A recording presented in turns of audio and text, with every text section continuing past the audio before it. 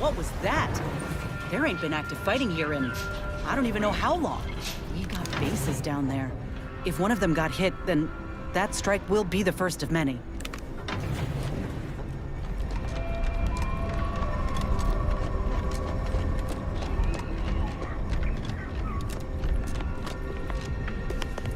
The plan can wait. Our lines will not. Good subjects arrive 15 minutes early to avoid missing their tram. Your patience is commendable, passenger. Please continue waiting. Please mind the until gaps. the next tram arrives. All of them.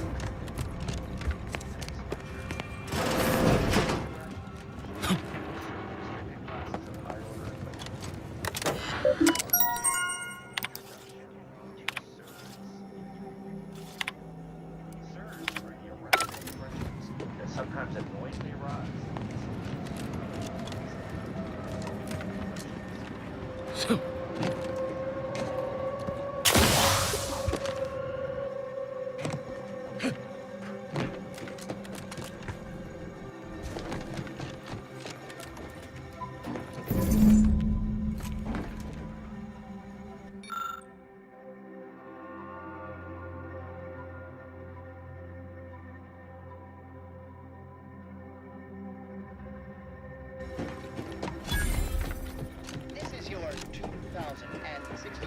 Reminder to keep all personal items at all times.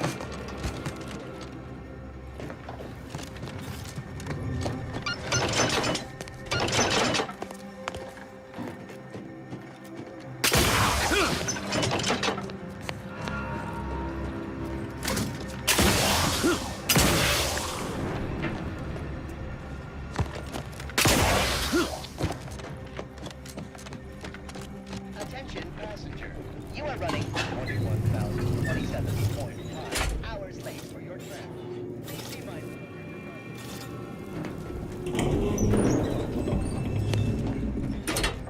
Folk were hunkered down here. Wonder how long they held out before. Well, best not to think about it.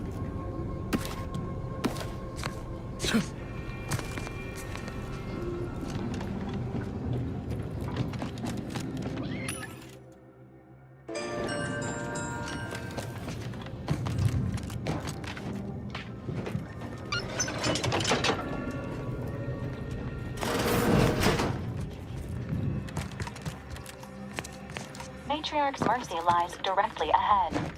This unit is ready to proceed when you are, Commander. Is for contemplative calculation.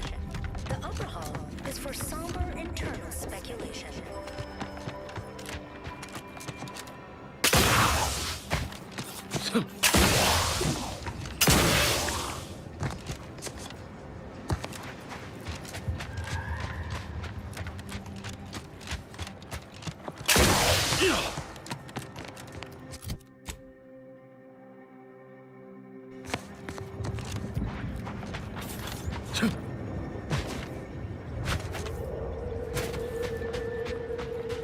Stranger, the order bids you welcome, but also warnings. In light of the recent attack on Auntie's Choice, you may want to make haste to Matriarch's Mercy. It's just down the road here. So it was one of our bases that got hit. Oh, I'm gonna be sick. The presiding bishop sent you. Then I'd advise making for it post-haste. You'll find safety there. The rest of this area, less so. I can't rightly say, and that is rather concerning in its own right. It seems our temporary ceasefire with the corporatists may be at its end. Yes, this was an active war zone until recently, and now seems like it may be so again.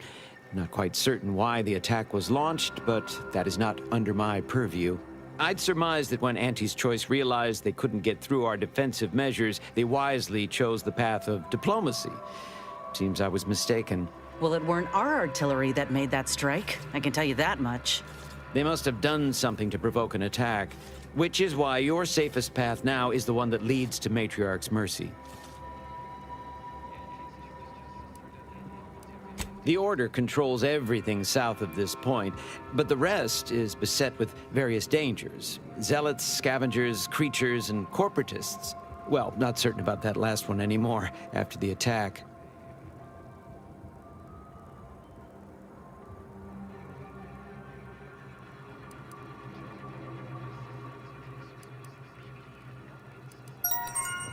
The creatures are of the genus Varachnid. They are large enough to kill a full-grown human, and exceedingly willing to do so. Cultists, mad to the last one. I believe they worship the rifts or some such. People will turn to anything to ease their discomfort during times of crisis, I suppose. They're both unstable and violent. Auntie's forces call them scrappers, and uses them for just that, gathering scrap materials. Excessive abuse of stimulants has made them severely unbalanced and prone to violence. They've also been known to pose as refugees, to lure their victims into ambushes. There are several camps of them northwest of here. I'd strongly advise keeping your distance. May all your endeavors elicit expected results.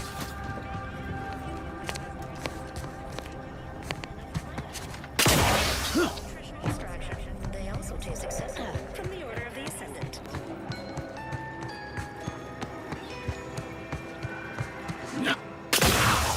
You've tasted a great old-fashioned cocktail, but have you tasted the highest rated old-fashioned ever created? Now you can, with acid to Exponential increase in local population detected, and max occupancy exceeded. Non-essential persons should vacate for... Another refugee? Just a moment. Allowing anyone into Matriarch's mercy unprocessed will upset the precarious ratio of refugees to aid. We should have an opportunity for placement in approximately 7.85 days, presuming no unforeseen alterations.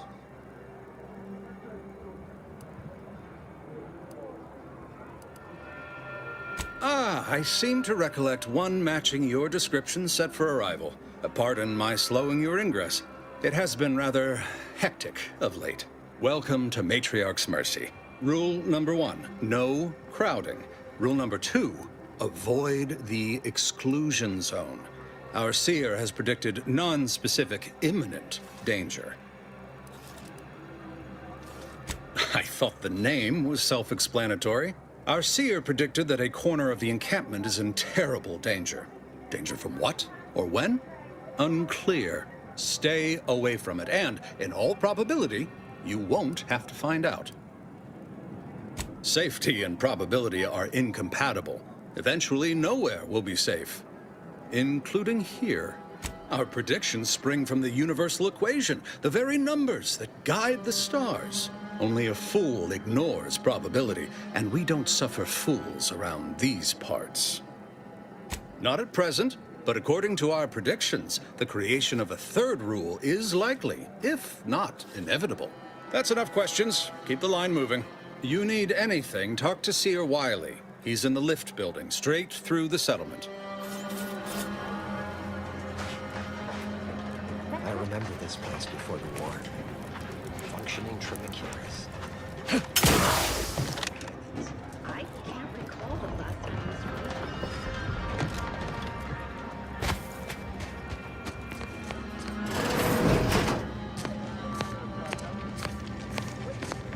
1,068.5 pardons, but my attention is presently 99.81% occupied, coordinating provisions and supplies for the displaced.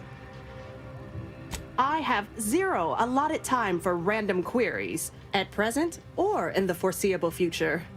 But very well, As the assigned provisioner, I am responsible for coordinating the requisition and distribution of comestibles, medicinals, and miscellaneous vital supplies. The overwhelming majority of my time is dedicated to this, leaving only moments to see to the Order's needs in the settlement. But it is an effort I undertake with great relish. You may not have noticed, but the refugees do not want for food or medicine. The Order of the Ascendant is dedicated to the ascension of humanity. Our ultimate goal may not be reached in our lifetime. If I can help others in need today, I shall do so to the utmost extent of my abilities and resources. With the great appreciate you respecting my time. By the law, it's you.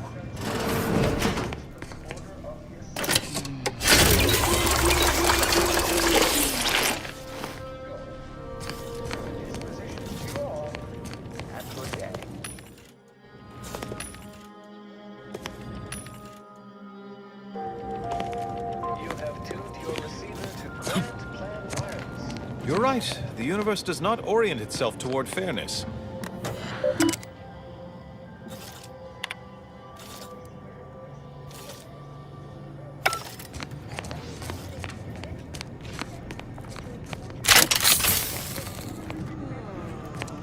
Ah, you must be the, Earth Directorate agent I was told to expect. Your punctuality is commendable. Allow me to welcome you to Golden Reach. I'm afraid I've no refreshments available, but can I interest you in a customary debate over decidability?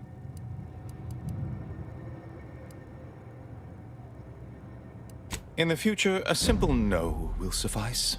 The presiding bishop sent word of your imminent arrival. However, pursuant to our normal standards of compartmentalization, she was scant on the details of your mission. That said, I've been instructed to assist you however I can.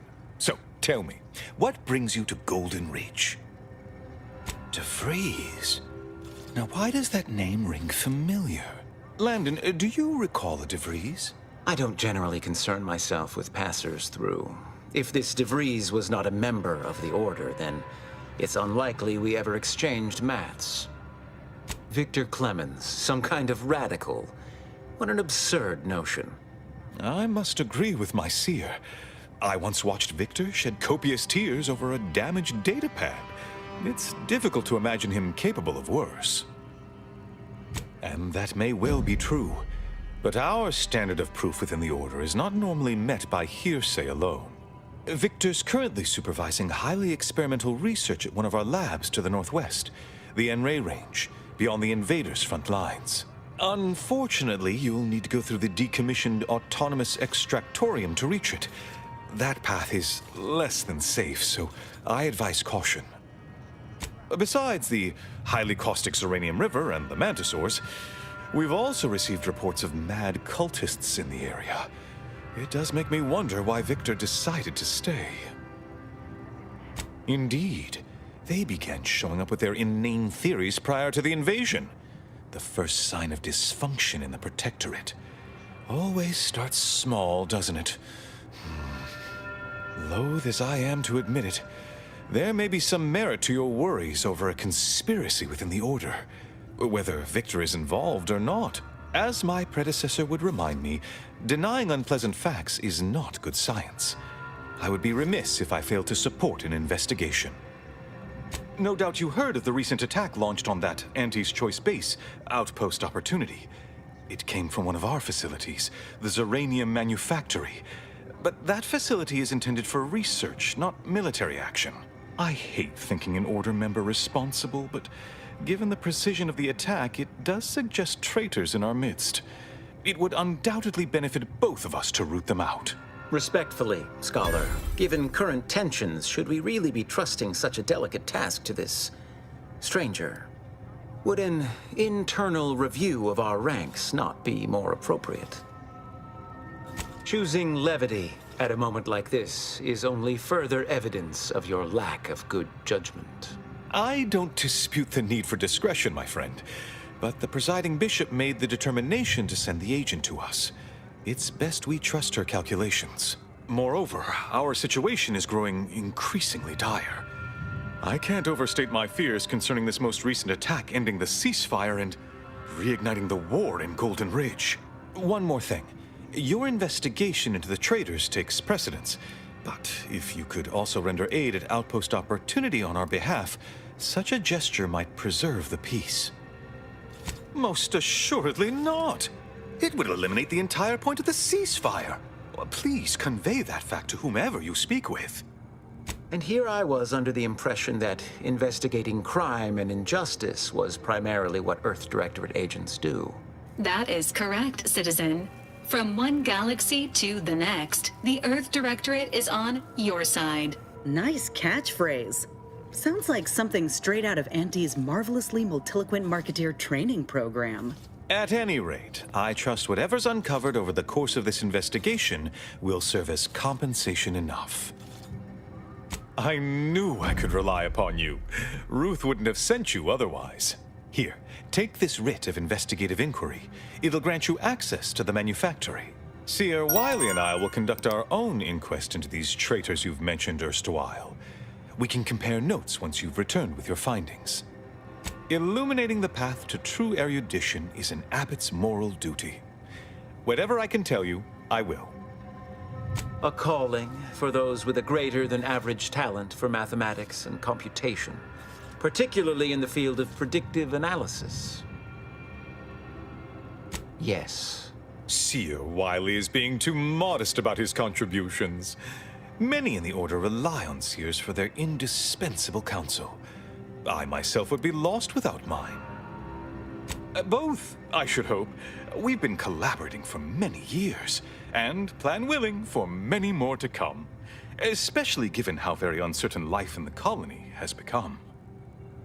Oh, indeed. I needn't educate you on what you can see with your very eyes. There is a great deal of pressure on me to navigate what is a rather novel situation. Without Wiley, I dare say our predicament here would be even more precarious. Many lives depend on him, on us both. Why, Matriarch's mercy would not be the refuge it is without his predictions shepherding its development. Not if you consider the alternative. Its absence would be far more catastrophic for these poor refugees. Really, the Order is being quite charitable.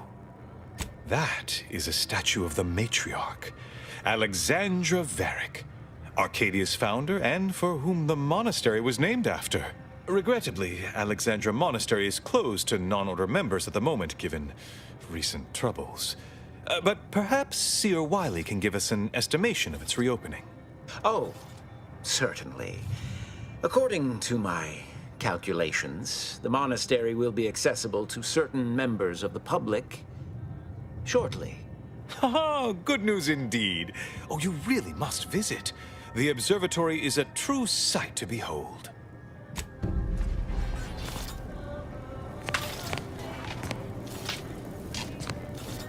Hope you appreciated how I bit my tongue back there with the abbot. Didn't want things to come to blows with civilians in the crossfire. Full of excuses for the attack, wasn't he? Could be that he's sincere. Or could be that he has his hands so full with keeping his community from falling apart that he missed a memo or two. Either way, I'm willing to stay my hand until we know the truth. If it were my folk buried under the rubble, I'd want to know for certain before acting. Besides, ain't nobody around here better suited for investigating than we are.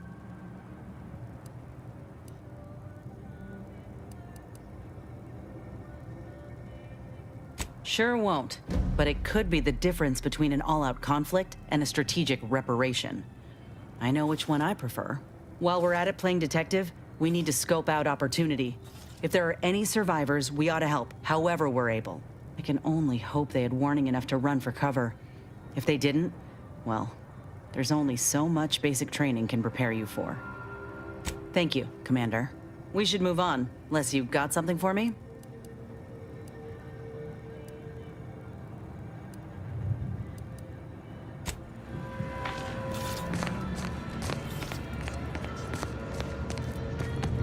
You have an abundance of valid options for your next mission destination, Commander. N-ray range. Uranium manufacturing or outpost opportunity.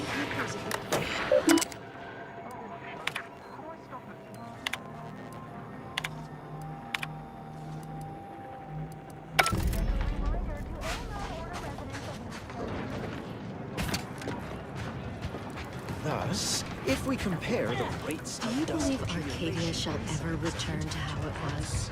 I wish. Between the invaders and the order defecting, there's no putting this Keep rat your back in the behavior can. acceptable.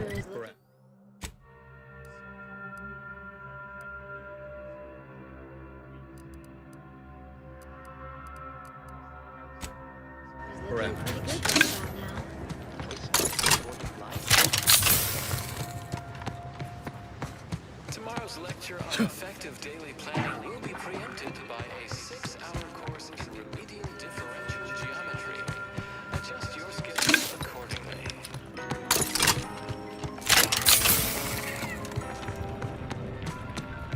Welcome to the Order of the Ascendant.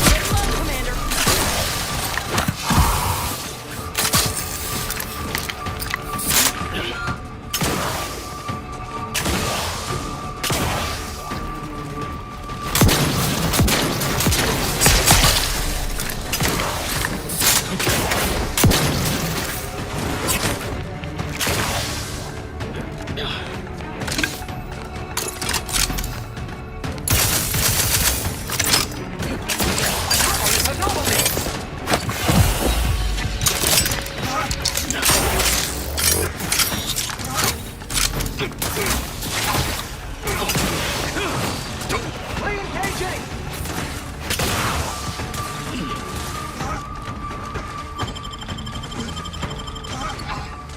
Back in business.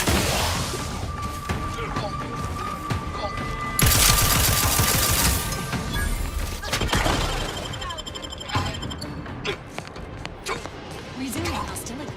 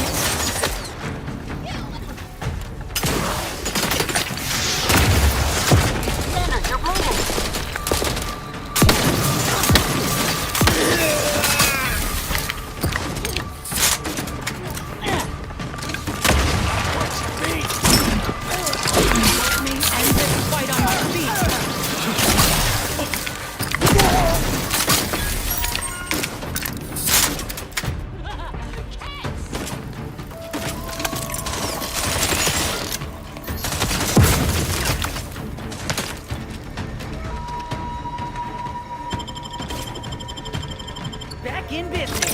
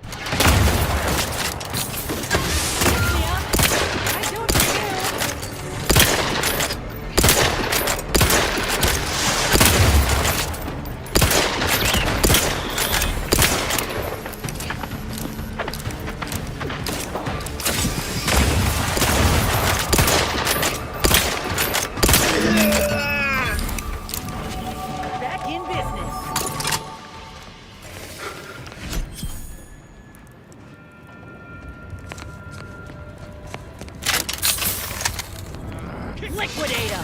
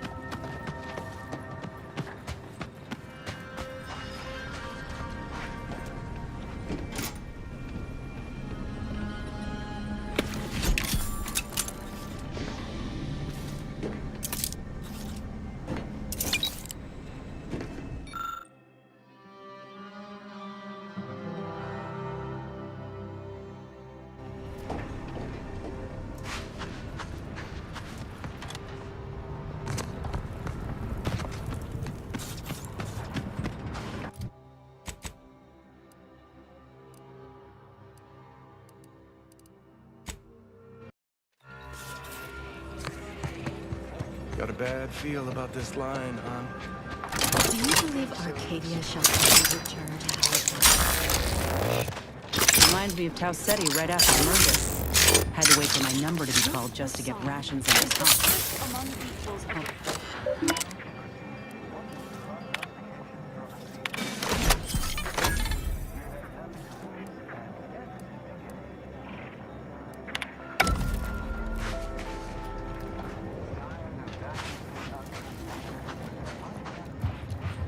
By calculating the position of every atom in the universe, we can predict apologies, outsider.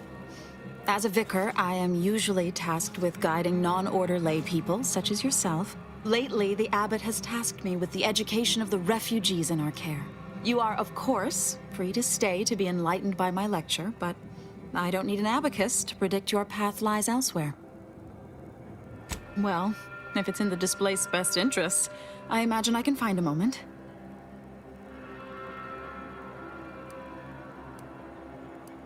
Oh, yes. Though I must admit, some looked quite startled when I spoke on our schism with the Protectorate earlier. In retrospect, I may have started to yell in my enthusiasm. Suppose I, more than any other member of the Order here, connect with non-scienticians. I've begun daily lectures, including practical advice on efficiently planning their days. I frequently launch into extended orations on everyone's favorite topic, math, and meticulously expatiate on our sex origins in the most rigorously pedantic detail. As I'm sure you've read in recent dissertations doing the rounds, education has proven to have a 13.7% increase in overall quality of life. I am single-handedly making a difference here, with constructive pointers on efficient scheduling, lessons on order history, plus some mathematics for a little added razzle-dazzle.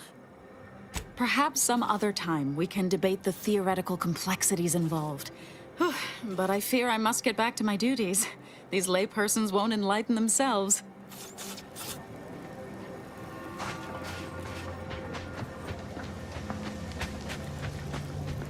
Do you believe Arcadia shall ever return to how it was? I wish. Between the invaders and the Order defecting, there's no putting this sprat back into the camp. Oyster is looking pretty good right about now. Welcome. Have you Where do come we to go bask in the order's Another knowledge? refugee camp? Another colony? I predict, with an 8.23 margin of error, a visitor. that our situation Without will notice. cool in time. Stop it with the predictions.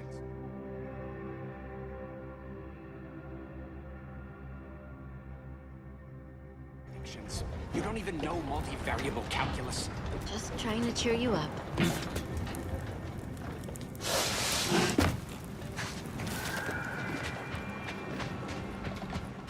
Can't say I'm fond of these lodgings.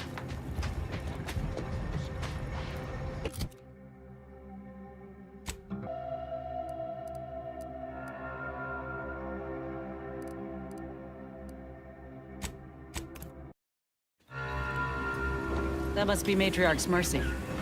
Sure think a lot of their royal families, don't they? Commander, you got a minute to talk? I got some thought. The number of folks seeking refuge from the war is, well, it's beyond what I expected. And beyond what the Order is capable of handling, seems like. Andes may not be faring much better here, but we could at least find enough work for these folk to buy some food. You sure? He seems more concerned with the Order's reputation than anything else. It's a tough situation, that's all I'm saying. But if the Order can't even manage tens of folk at their doorstep, they ain't gonna manage much better should they win the war. But nothing's ever really free, is it? I went through this myself when Andy's Choice took over Tau Ceti. It took time to secure the merger, but once they did, we folk got the help we needed real quick. And all they wanted in return was the signing of an employment contract. Now, I ain't seeing any contracts in Matriarch's mercy. So what is the Order actually gaining by doing this?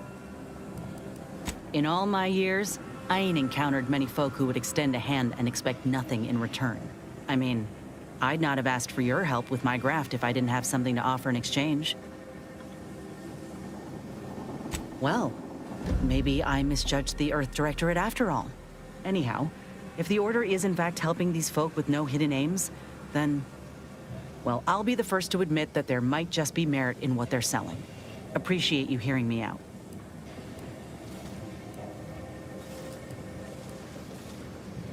Sounds like your old pal DeVries was in deep with the Order. Now, I don't know a whole lot about them, but I don't reckon fanatical is part of their employee code of conduct. And as you've seen, that kind of loyalty can pose a real problem to everyone else. But we'll track her down before it comes to a head. Don't you worry.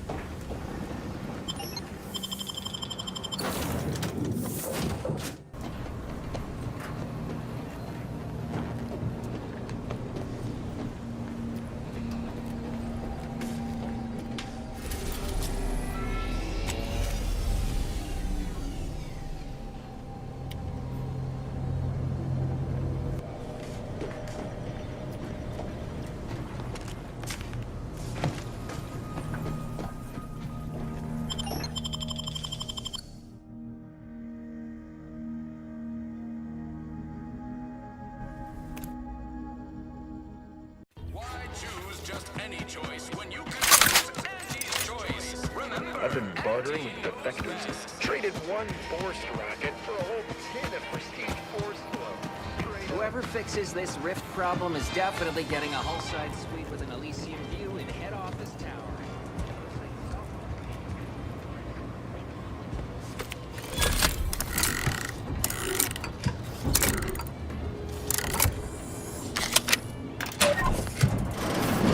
Whoa! How in the blazes did you get in there?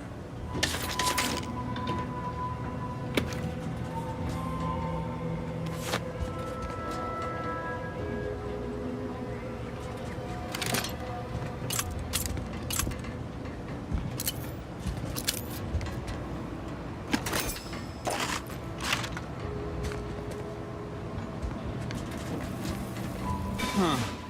Guns after all. Most of these irons look pretty old-fashioned, too. A bit lackluster, if you ask me. Yeah, it's real sad how our trainees will have the armaments to defend us now. I swear, Kemp, sometimes I wonder about you.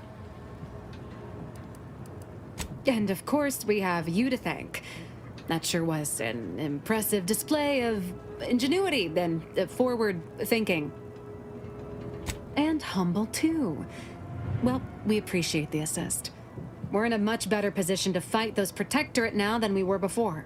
Auntie's Choice won't forget this.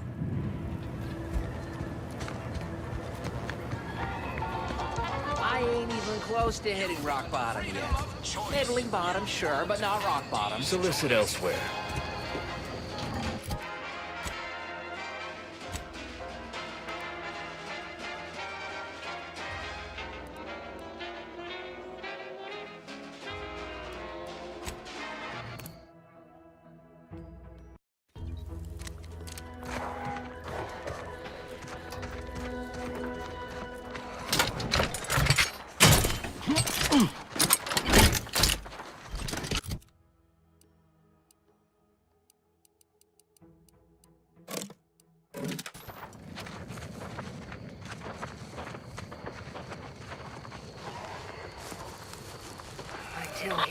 This better not reflect poorly on my upcoming quarterly review, because I took action on all my action items.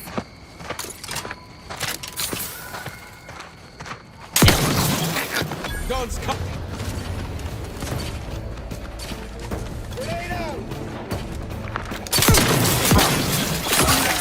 Susceptible to danger.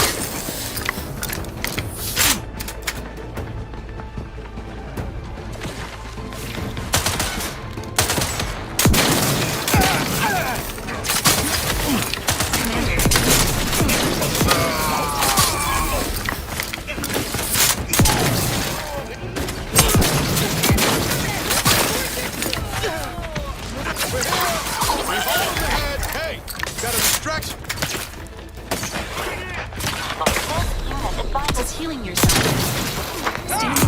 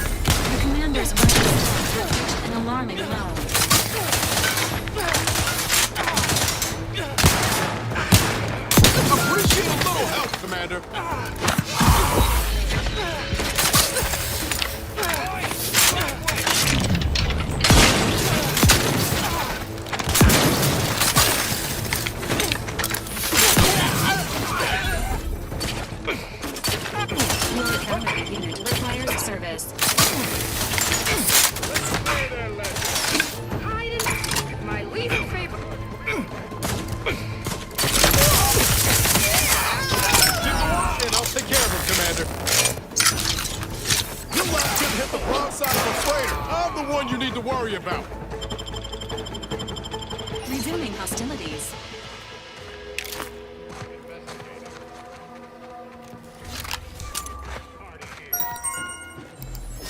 Engaging combat protocols. Emergency protocol syringes primed. Promoting attack.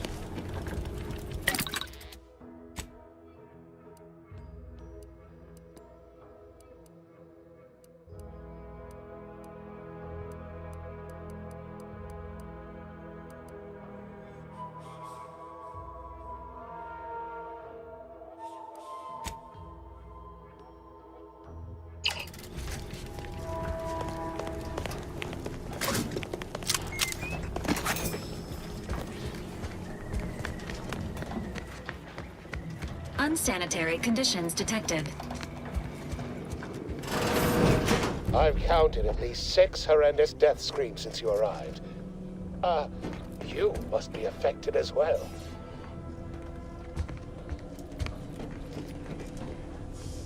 Could it be? You seem an honest-to-goodness rational human being, unhindered by bloodlust, unshackled from their basal ganglia.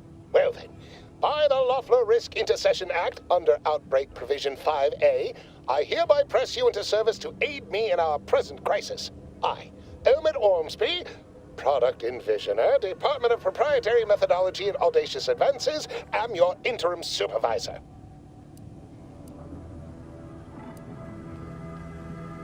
Oh, all that pleading and the like. Yes. Well, it's only my second time trapped in a laboratory basement, and I do admit, I did panic just a little. But back to the exciting news about this incredible new opportunity. You working for me, as an aide-de-camp of sorts, on a brief yet no doubt exhilarating assignment. Our lab had been researching the red spores that grow nearby to see if they might contribute to future Auntie's Choice products.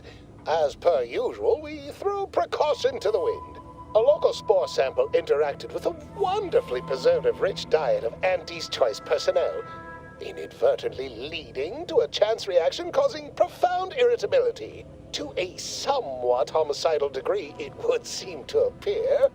By that measure, our work here could be considered a moderate success.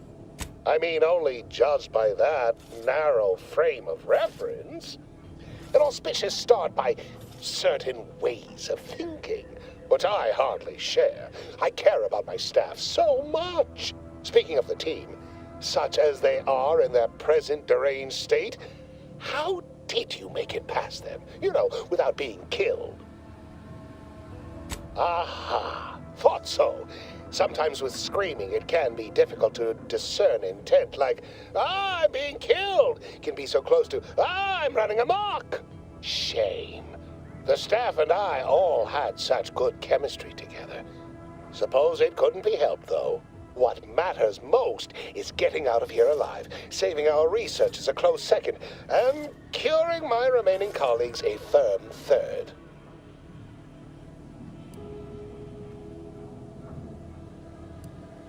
As you're now one of them, I'll take that as a compliment. But enough glad-handing me.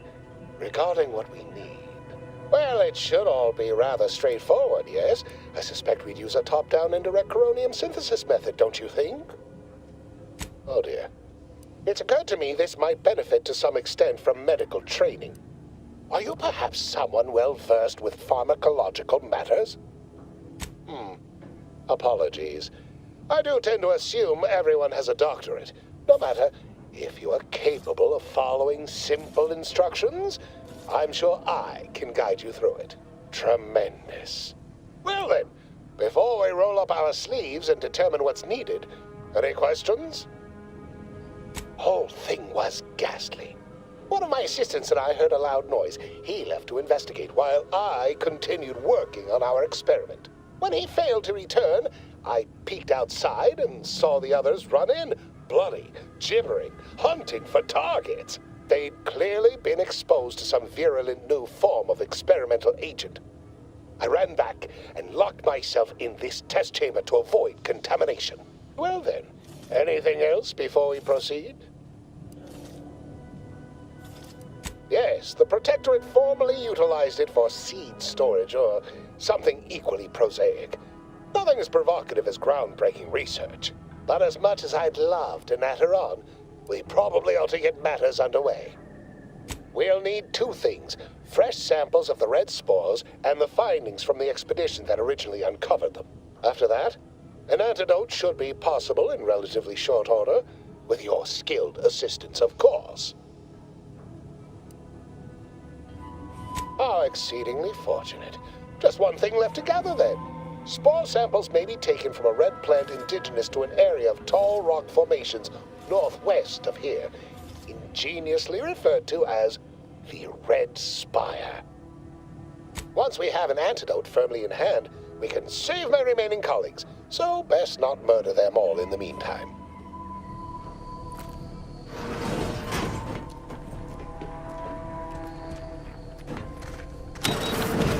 Typical Auntie's choice. Moving fast and breaking things.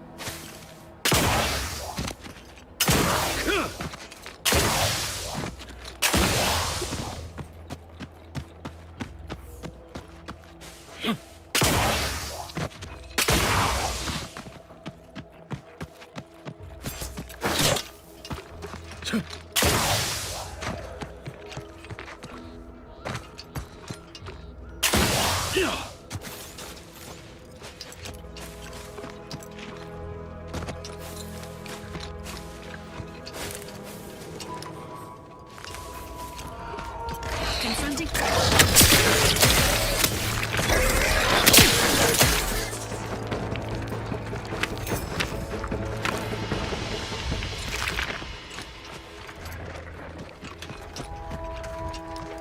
Goodwin here. Field report update. We are approaching the Raptidon den. These beasts have exhibited excessive irritability as of late. We endeavor to determine why. Surely the red spores aren't to blame. Wind-borne spores lack the catalytic agent of our food additives. Only way to be certain is to gather a stool sample. Simple enough. A routine task for the audacious Advances field team. Quiet. Sequencing attached proteins. Oh, okay. We need to run now!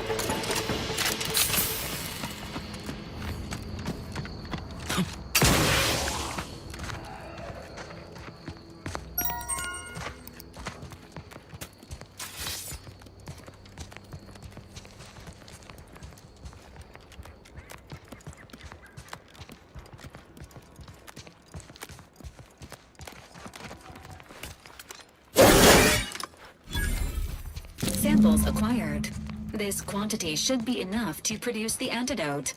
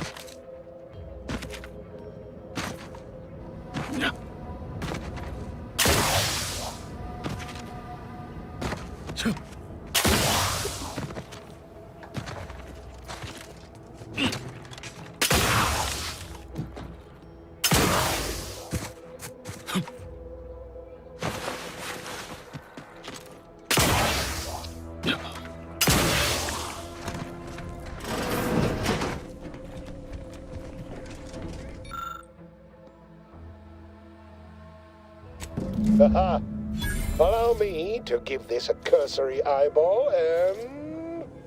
perfect. I'm sure we have the correct neutralizing agent here in the lab. I'll nose out the exact compound within our chemical reserves in 2 shakes of a rat's tail.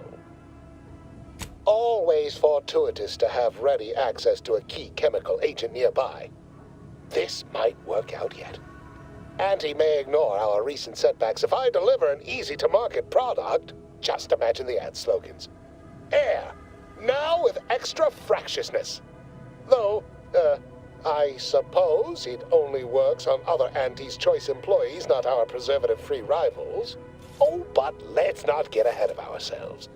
Now we must formulate an antidote. If we're able to save my remaining subordinates, they can help us rush this product to market.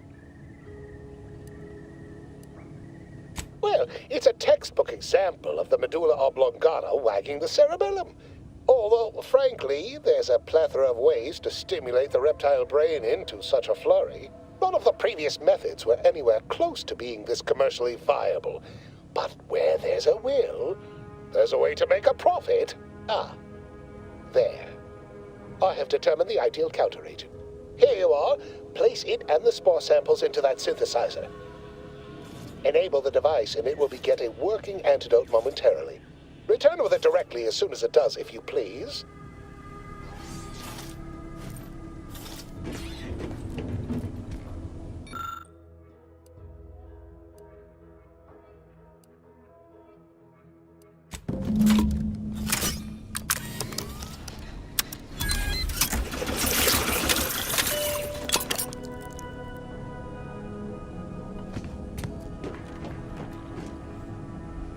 I cannot wait to put this entire sordid affair behind us.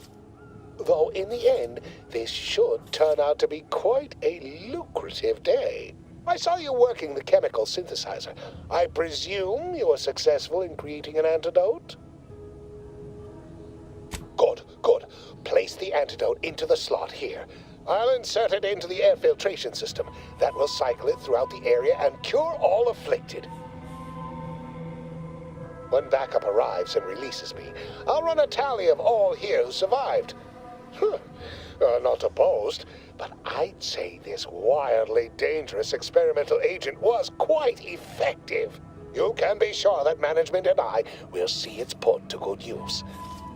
I may even get a promotion off this. Wonderful, wonderful! Knew you seemed a bankably reliable sort. All right. I am activating the air filtration system. There. Should only take a few moments for the antidote to circulate. Everyone still alive should be right as rain shortly. Marvelous. You'll find your remuneration in the chest behind me. My supervisor will hear of your actions.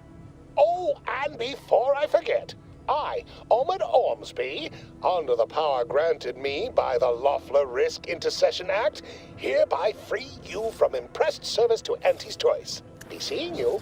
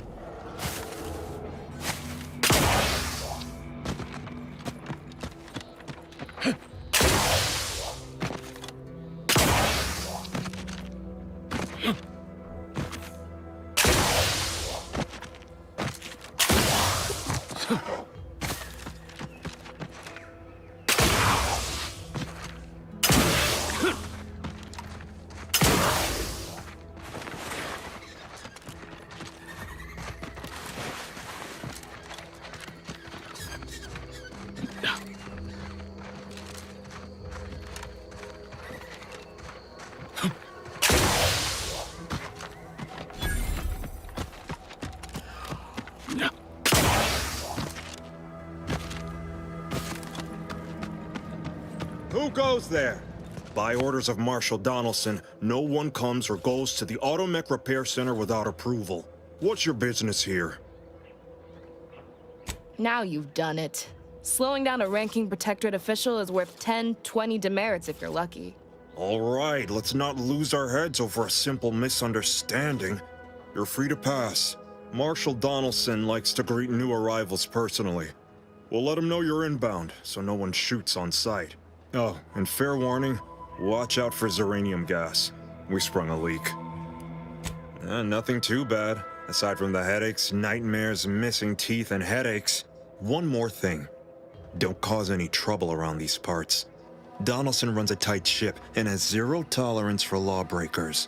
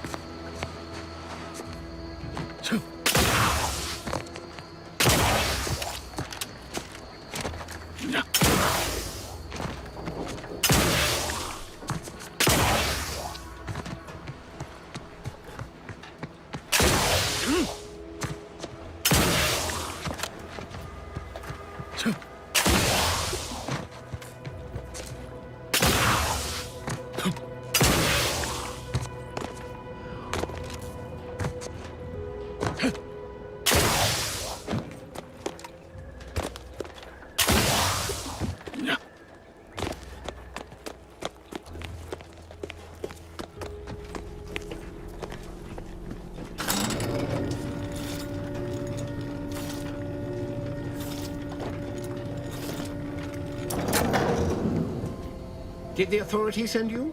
Did my torrent of messages finally convince them of the vast crab-like dangers near at hand? What a relief. In here I thought myself dismissed as a loon. Well, I speak of the Crabbles, of course. You must have spied those nefarious Crabbles, roiling, rippling, bubbling, and churning out in the water. No one at the facility believes me, but I've seen it with my own eyes. Crabble numbers have swelled as they gather to defy us. A consortium, nay, an army.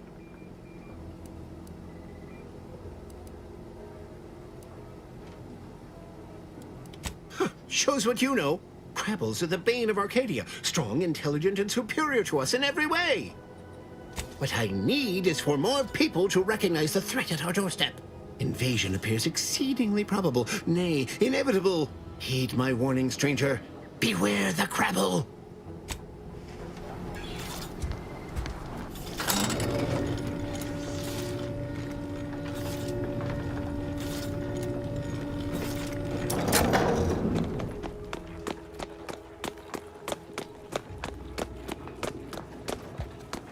All that matters is getting these automechs to the Vox relay station.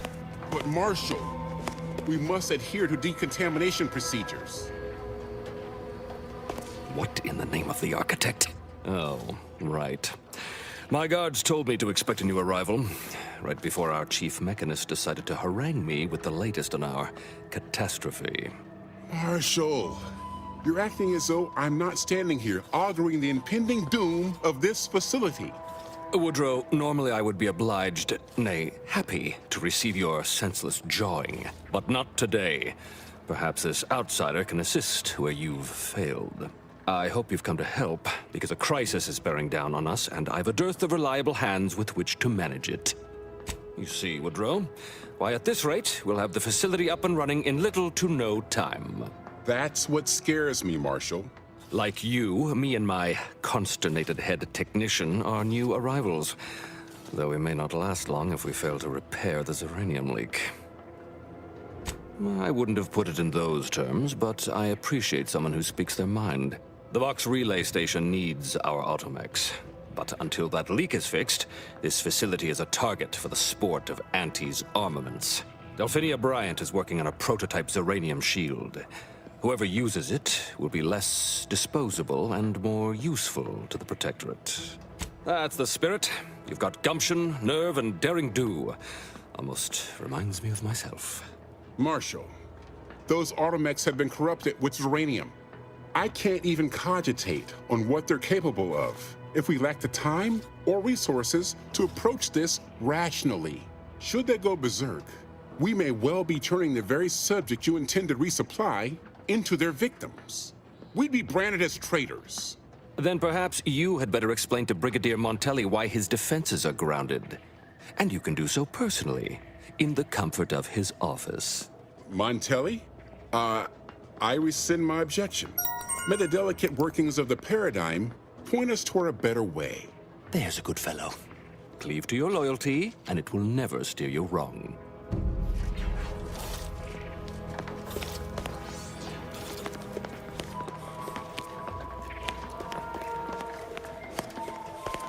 Ambient Zeranium levels are higher than average, but within acceptable ranges. State your business. This unit was engineered to facilitate management of supply inventory at this installation. Oh, this is surely exciting. Someone is finally trying out my automechanical quartermaster. Show them what you got, quartermech. Command not understood. Huh. I thought that would have put it into sales mode. Best look into that later. Please, give it a try yourself. All wares should be perfectly visible already. Sorry, it tends to take things too literally. Maybe try phrasing the request differently. Lull detected. Conversational status uncomfortable. Does that one compute, big guy? Affirmative. Initiating commerce is one of this unit's default commands. Initiating commerce.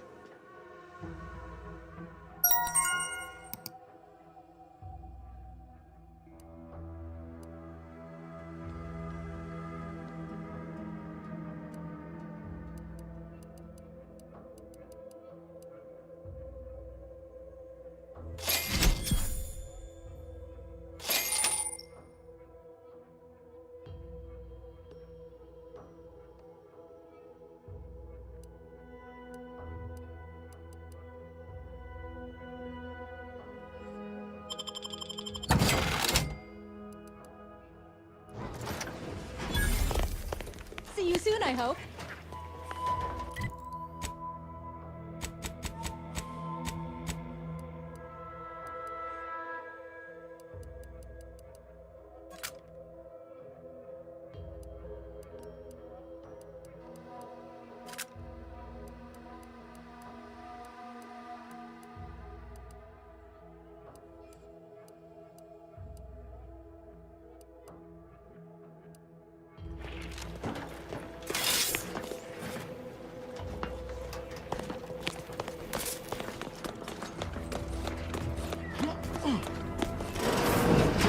What brings you to this Might be one? wise to give that large gas cloud a wide berth.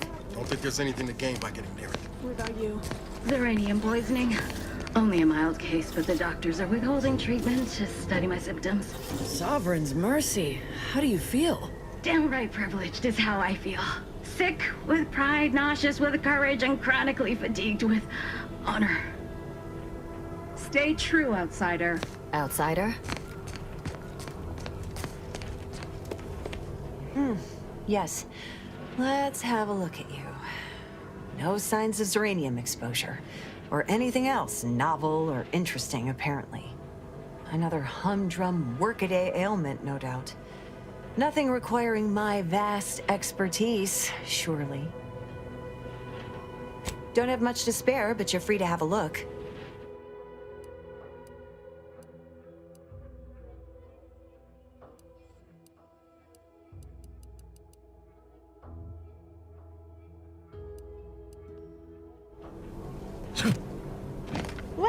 look who it is. Oh, gladly.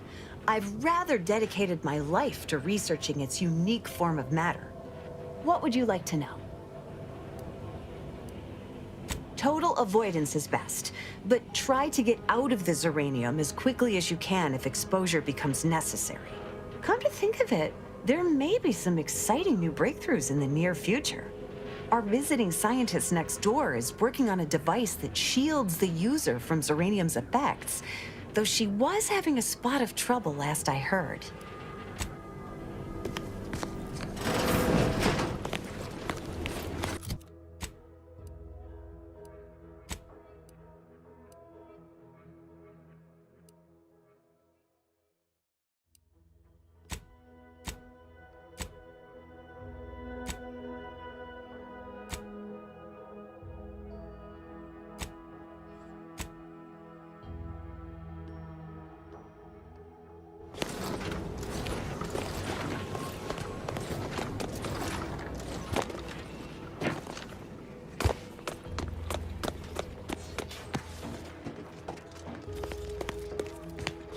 Yes? Normally I'd be too busy to bother with random unforeseen visitors, but I find myself with some time on my hands after the recent completion of my latest invention. Go on then, speak freely. Oh, it's really quite fascinating. It projects a field that protects the user from all manner of dangers. Kinetic force, electricity, thermal spikes, you name it. The technicians here used it to shield themselves from the Zeranium gas that was barring entrance to this facility's primary repair structure. A job well done, if I do say so myself. Well, I do still have my initial prototype lying around, but it's highly unusual to share confidential Protectorate technology with just anyone. That being said, I'd be willing to lend the prototype to a supporter who generously invested in furthering my research for a reasonable contribution. Oh, how entirely novel! The exchange of goods or services for currency. Well then, here it is, your prototype. I assure you it will be worth every bit. Did you need anything else? Until a more convenient date and time.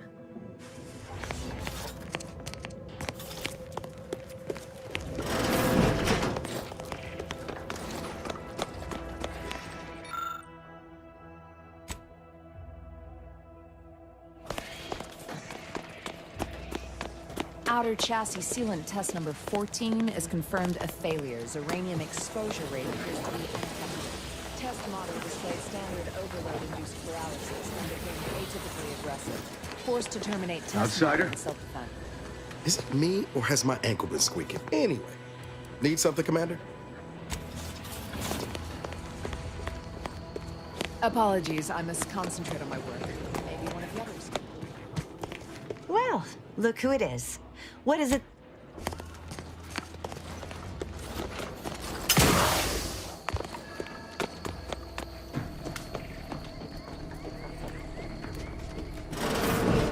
I'm glad that spectacle didn't scare you off. Between the recent attack, whether or Zeranium is hardly my area of expertise, but it falls to me to find a solution, lest I follow my predecessors to their untimely fate. I knew Dr. Bryant would come through for us, that she'd prove her worth as surely as any subject of the Protectorate would. Seeing as you're the only one trained in the use of that gadget, what say you put it through its paces? Make your way inside the repair hangar and find the control terminal to purge the Zeranium. And be careful with that terminal. We don't want the situation getting any worse. Don't worry about Woodrow. Smart fellow, but his cautious nature gets in the way. Yes, there is some risk that exposure to Zeranium will corrupt our automechs, to use his colorful language. That shouldn't stop us from delivering them on time. I'm sure they'll be scrubbed clean once they arrive at the Vox relay. But that isn't our problem to solve. You be sure and come back once you've made progress on the leak.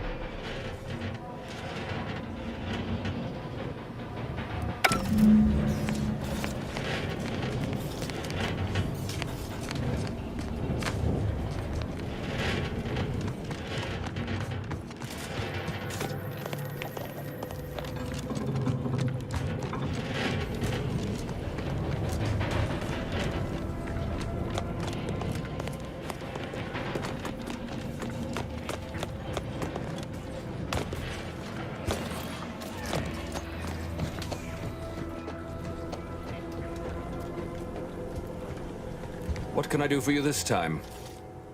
At last, the tide is shifting. Today, we fix our automechanicals. Tomorrow, we push the unprincipled interlopers of Auntie's choice into the sea.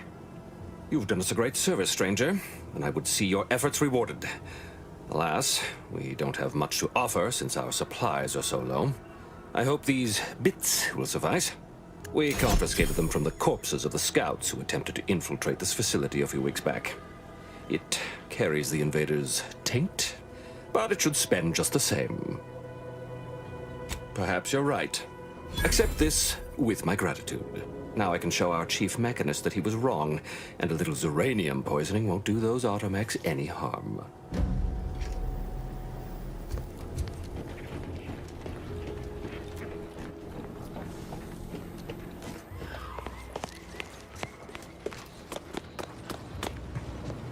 I wish I shared the Marshal's confidence that our problems were behind us.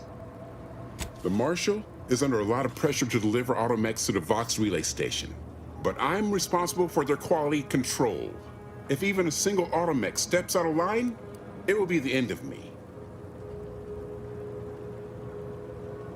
Brigadier Montelli does not accept excuses, and he does not tolerate failure.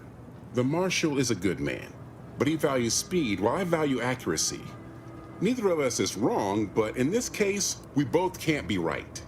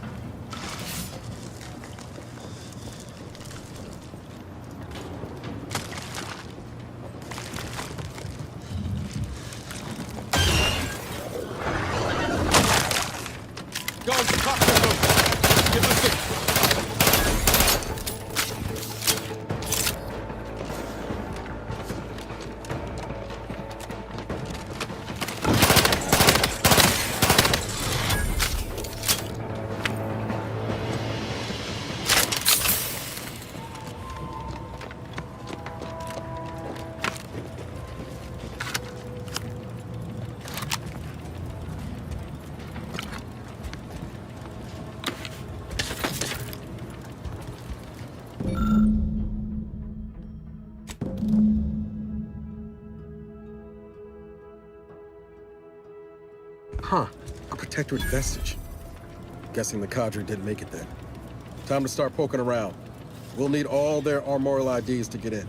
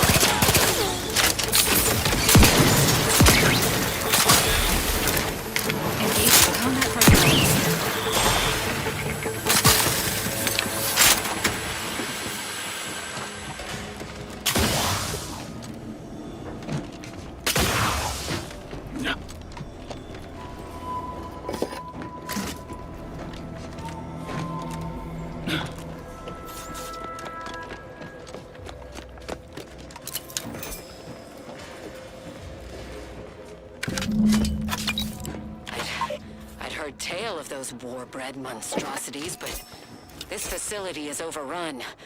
We must pull back. Return with no less than a support battery. Wardens do not retreat, nor take any ignoble action. I shall excuse your cowardice by way of shock. Whether we are destined to succeed or die, we shall do what is required of us. We will not falter. Marchand, make a duplicate of our field report, in the event we don't survive.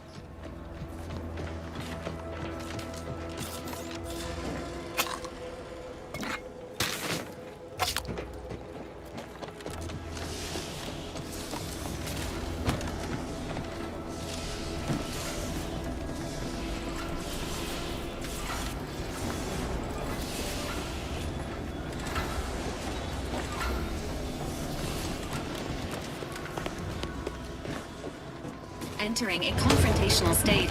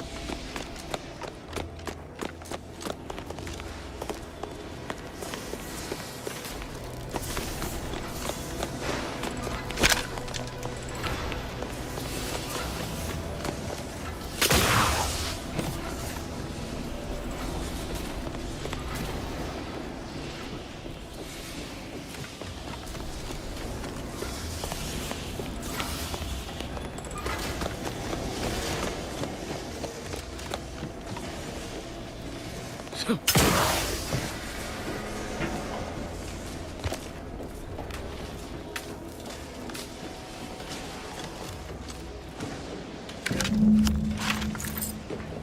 gunfire has ceased. Is there any...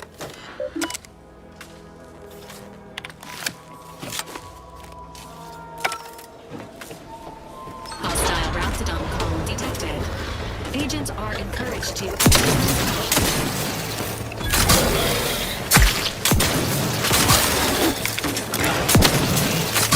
Emergency protocols ready.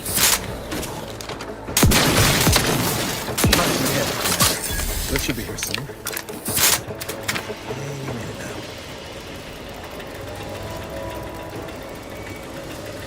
Lift malfunction detected. Please expect delays.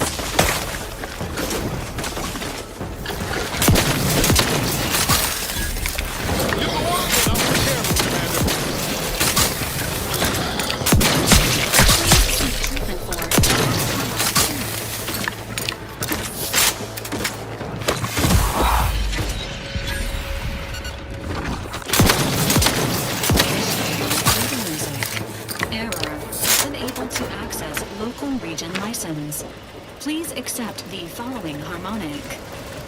I'd like to have a word with whoever's in charge of maintenance around here. Right after we deal with these rats.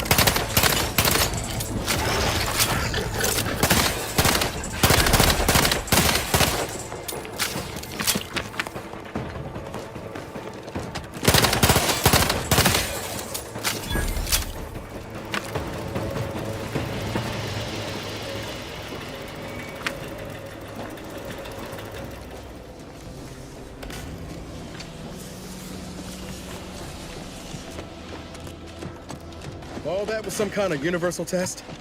Hope this means we passed.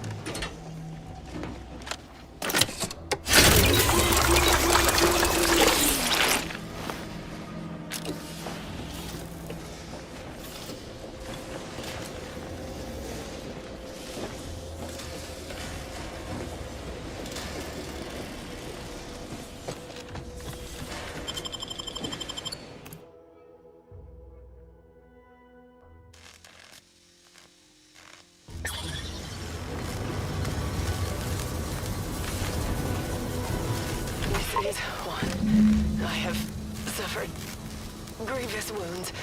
At least one of my lungs meets the open air. LaRue fell swiftly. Screamed for me to help, but if I had remained to aid her, the mission would be at its end. The mission which is now doomed regardless. I arrived here to find the controls non-functional. Since my weapon delivers magnetically contained electric charges, I inserted it into a conduit hoping it would spring to life, but the Fairfield power controls have deteriorated. I wish I could admit relief that in my heart of hearts I wished my love to live, despite her traitorism. My darling, I am sorry. But were you here, I would use the last of my strength to slay you. Our feelings are not even a candle to the incandescent love of the Sovereign. Our blood, my blood, for the Protectorate. Signing off.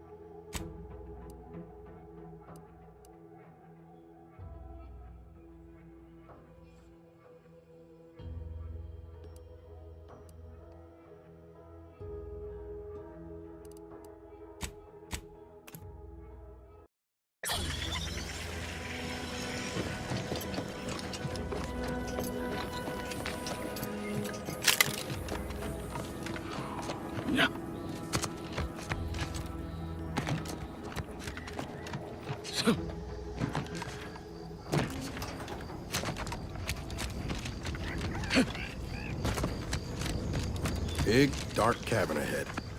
Seems likely we'll find Krabble's hereabouts.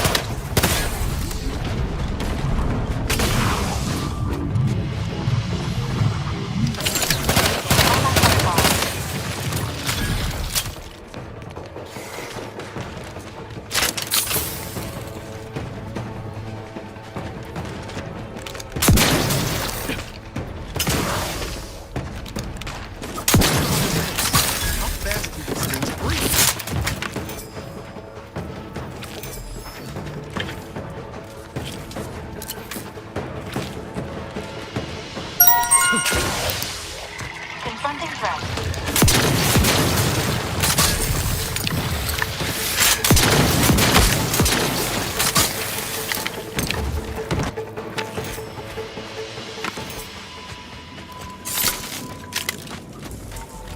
Minor spatial anomaly detected ahead.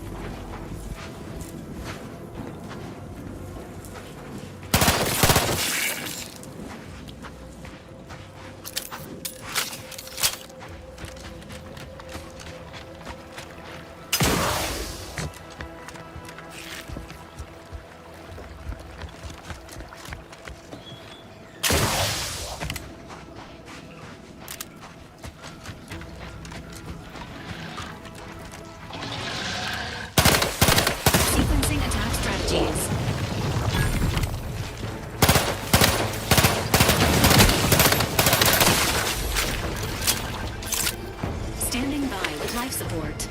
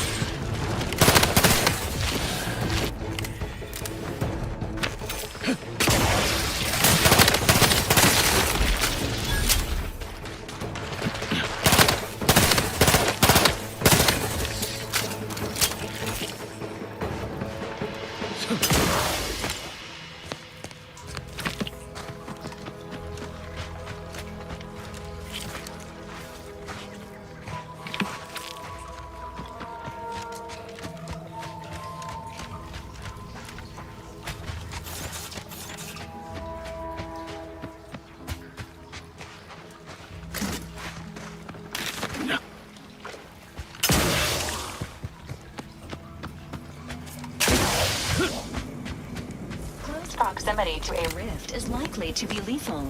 Please monitor your distance.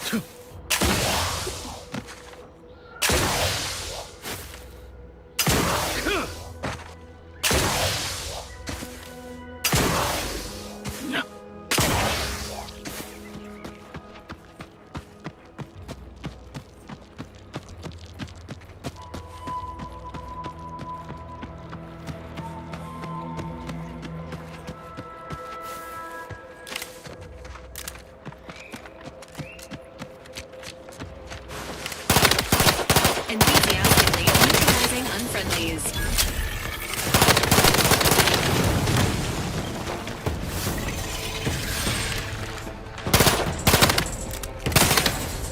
Emergency protocol surveillance prime.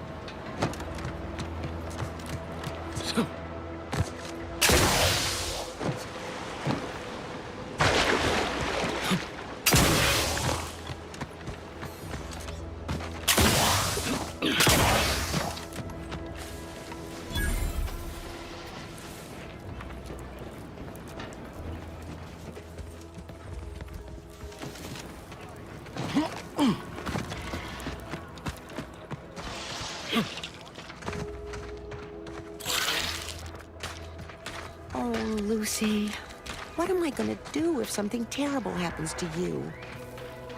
I don't suppose you know anything about crabble medicine, do you? That's about what I expected. Hold on now. You ain't tugging my leg, are you? You actually know something about crabble medicine? Well, I'll be. So, it seems as though the issue ultimately boils down to two words. Purpleberry crunch. Yeah. I brought a box from that fancy new shop in town, and Lucy... Oh, this is Lucy, by the way. Little Lucy became fully frantic when she smelled it, so I figured it couldn't hurt. The box says they're packed with healthy preservatives, so it's gotta be good for you, right? But I guess I was wrong. Now she won't get up. And these crabbles, they mean the world to us. We raised them from hatchlings, and I'll be broken if Lucy dies because of me. I promise. I swear it on every precious egg we've got growing in our incubator. Any help you can offer is more than I've been able to do for her so far, and I'd be grateful for the try.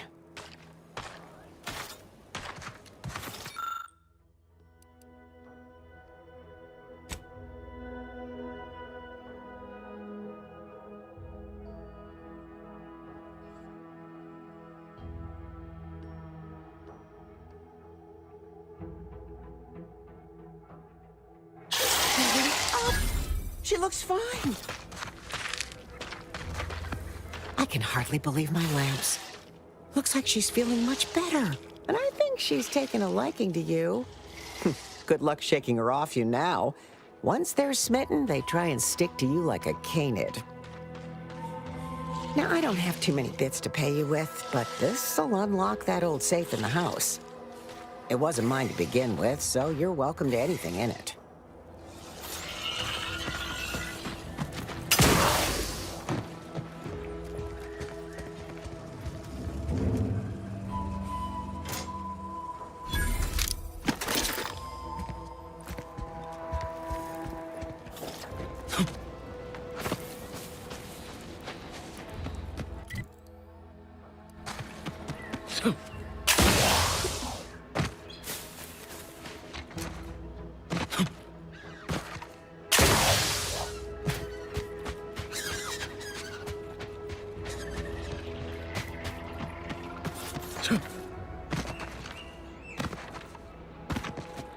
Commencing. Another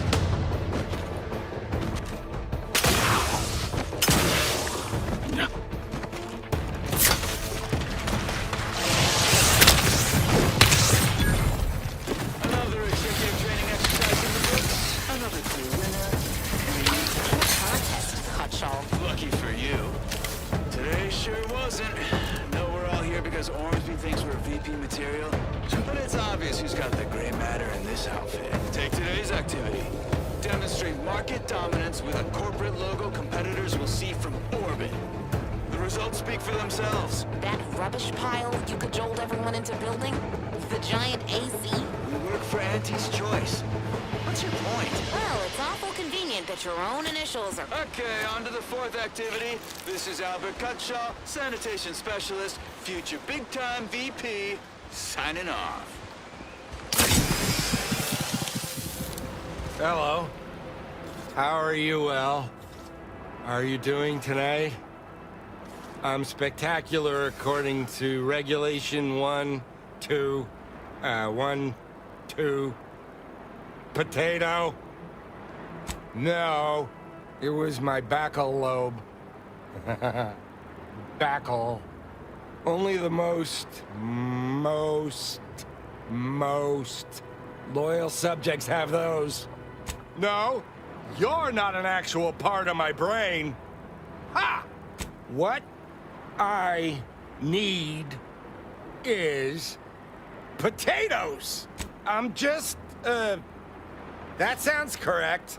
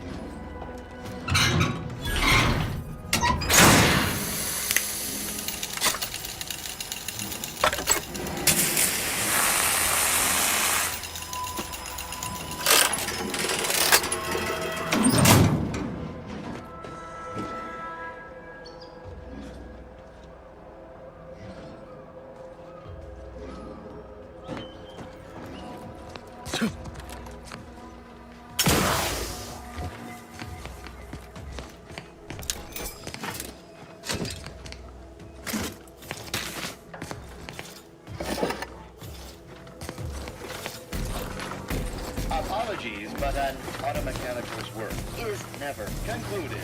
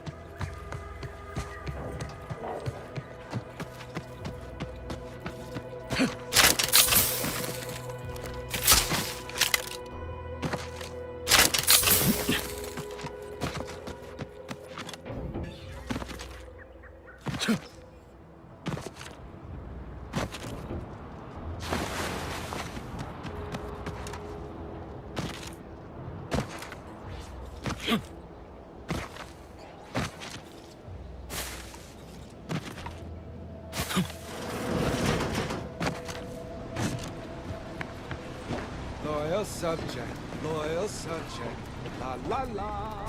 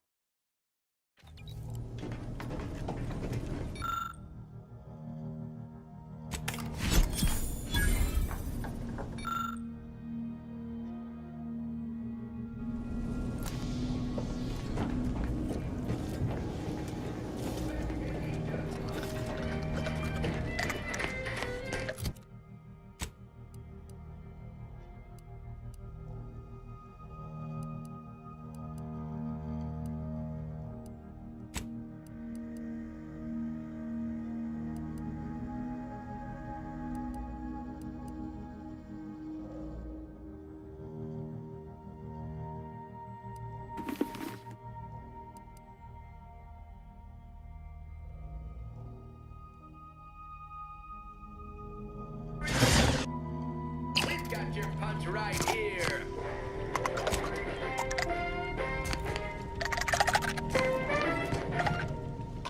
Auntie's Choice Rehydrated Water for the spacer on the go.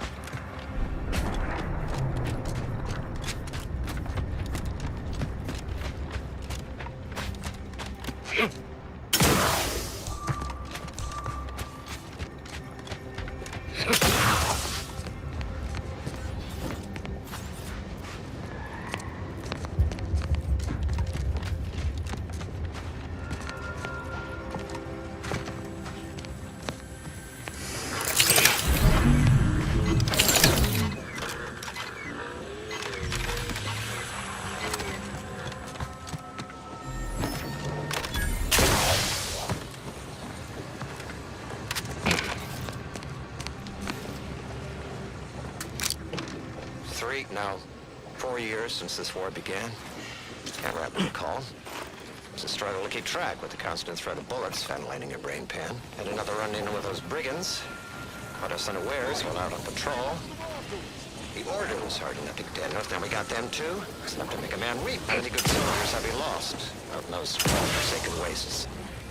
Every time we send a patrol, we count ourselves lucky if even half of them come back. And now, it's my squad's turn. Chances are this will be the last you'll ever hear of me. Watch where you point that. Tell my wife that, law help me. Just tell her I love her.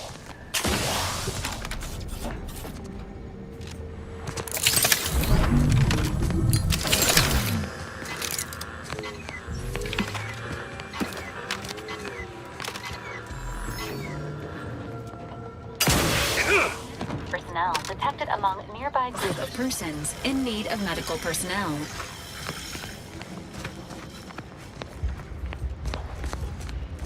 Did that blast give me a dunder? Or is some damn stranger walking into my area of operation right after we've been attacked? You got any reason I oughtn't have you shot? Help? Help how? Help is then offer to contract your services to a disadvantaged party with the aim of grossly inflating your prevailing rates? Help like that? Yeah? And what exactly makes you so sure of that? Huh. Interesting. Did he say who he thinks did hit us? Not that it matters, I suppose. Not like we can muster a counterattack or anything. But even if I did believe you, so what? Maybe. I suppose it's possible. But even if I believe you, what, by law, do you think I can do about it? Seriously? You expecting me to ring up Auntie and tell her, hello, Maven of all marketing, just letting you know that the Order says it wasn't them that slaughtered my men? Also, there's some new nameless, faceless, seriously cutthroat competitors trying to frame the Order, so we'd go back to killing each other. Ah, an offer for transaction. Now you're talking my language. Didn't reckon you as someone sympathetic to our ways. It just so happens we might be able to trade services. Normally, I wouldn't admit this kind of weakness. It's bad practice. But I'm really in the squeeze, and you might be useful. Lately, my luck's been right miserable. I got enemy sneak attacks. I got grunts murdering each other. I got unsanctioned power struggles. And it all risks reflecting badly on me.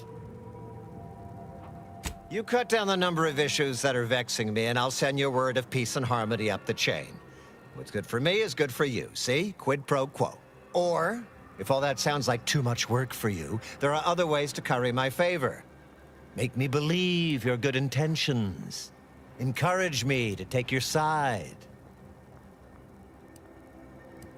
Absolutely. Bits are a bond that buys a broad bevy of believability. Auntie says so herself. They show sincerity, trustworthiness, and a goodly dose of class. That bomb that hit us, it was filled with uranium. So not only did it kill us the good old-fashioned way, it also caused serious poisoning. My contract medicalist over there is literally up to her elbows in it, her hourly rate is ridiculous, and our damn auto docs have gone on the fritz from the workload. You get her the compression coil she needs to make the auto docs work, and that should cut her billable hours in half, and then I'll send your message. There's been a murder at one of our forts. Trooper's accused of poisoning her senior officer for some preposterous reason. Problem is, I'm already short on medical specialists. The last thing I can do is waste one for days just to find out if she did or didn't toxify him. Go find out who done it, and I'll send the message you're asking for. This is gonna make no more sense for me saying it than it's gonna make for you hearing it, but apparently, the senior officer at one of my forts is a mantisaur. A real, actual, pincer-faced, carapace-having mantisaur. Not a half-human one, or a psychic one, or a talking one, just a regular old head-munching mantisaur. Anyways, there's some dispute over who his second should be, and he can't exactly decide himself. So go sort it out for me, and I will gladly send your message. Now, you know that's an irrevocable deal, right? As in, please remember it's legally binding, and I will sue you if you fail to get it done. So don't let either of us down. People are dying, and all he cares about is what he can get out of it. Wish I could say I was surprised. Hey, easy on the actuators. You twisted my valve, Commander? Please reconsider your choice of target.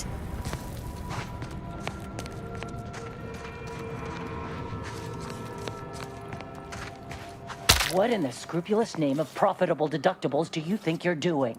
Just who are you, and why are you walking through my triage? Help, huh? Well, that would be greatly appreciated. We need compression coils. The attack left more wounded than I have supplies for, plus a hefty amount of uranium poisoning. And the coils on our autodocs have worn out. Without them, they can't convert raw materials into the medicaments needed to help the soldiers heal. As many as you can. There's so much more work than I can handle. It's only by getting these 3 defunct autodocs back online that I can hope to save most of these folk. Auntie dropped extra compression coils in pods from orbit to help our advance, but they landed everywhere. Though I heard some are in the no man's land between the battle lines. Many thanks, but please hurry. These folk ain't got much time. Please direct your fire anticipating request. This unit's compression coils are currently in use. Please acquire compression coils elsewhere.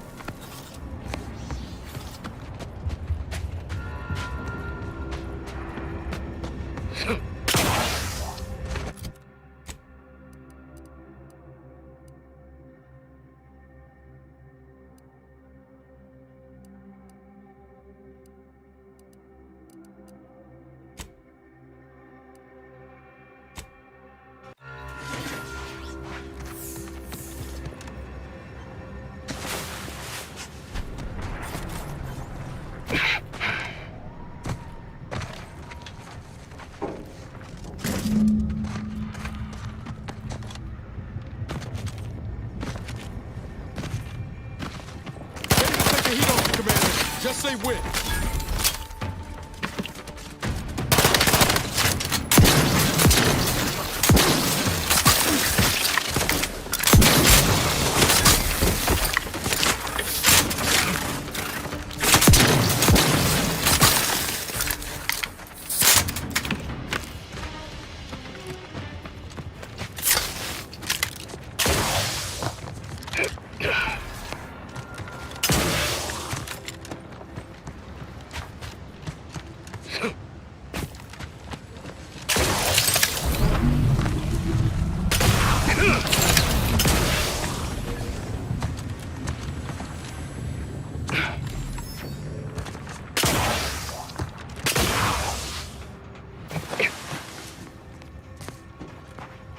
You're back. Please tell me you've had some luck in finding us compression coils. Lovely. Every coil gets us that much closer to saving these lives. It's a start. Thank you. Please, come back when you found more.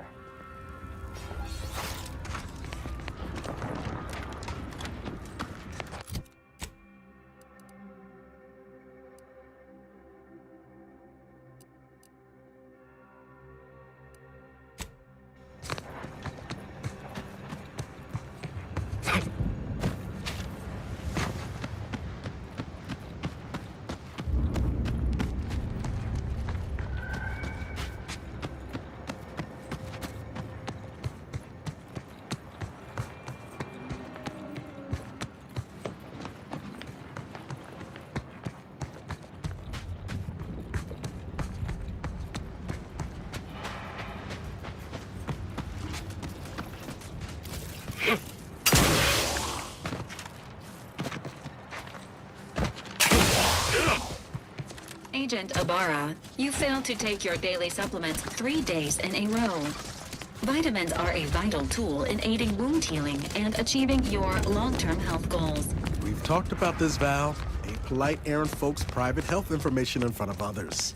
If oral capsules are not your preferred delivery method, suppositories may be a viable alternative. All right. I'll take the damn supplements. The normal ones. And maybe I'll examine your courtesy settings while I'm at it. Please observe that this outpost remains relatively undamaged despite recent hostilities. Further investigation is warranted.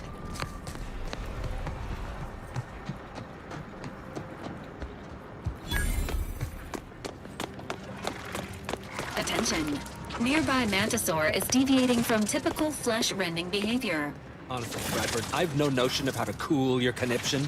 Corporate says I'm in charge, so I'm in charge. You're in charge? Wait, you're in charge? Don't you mean the executive is in charge? Of course, that's what I meant. Whether I say me, he, or we, it's all the same. It's all the same pile of gum. That tone is not how you get approval for your little tests, designer.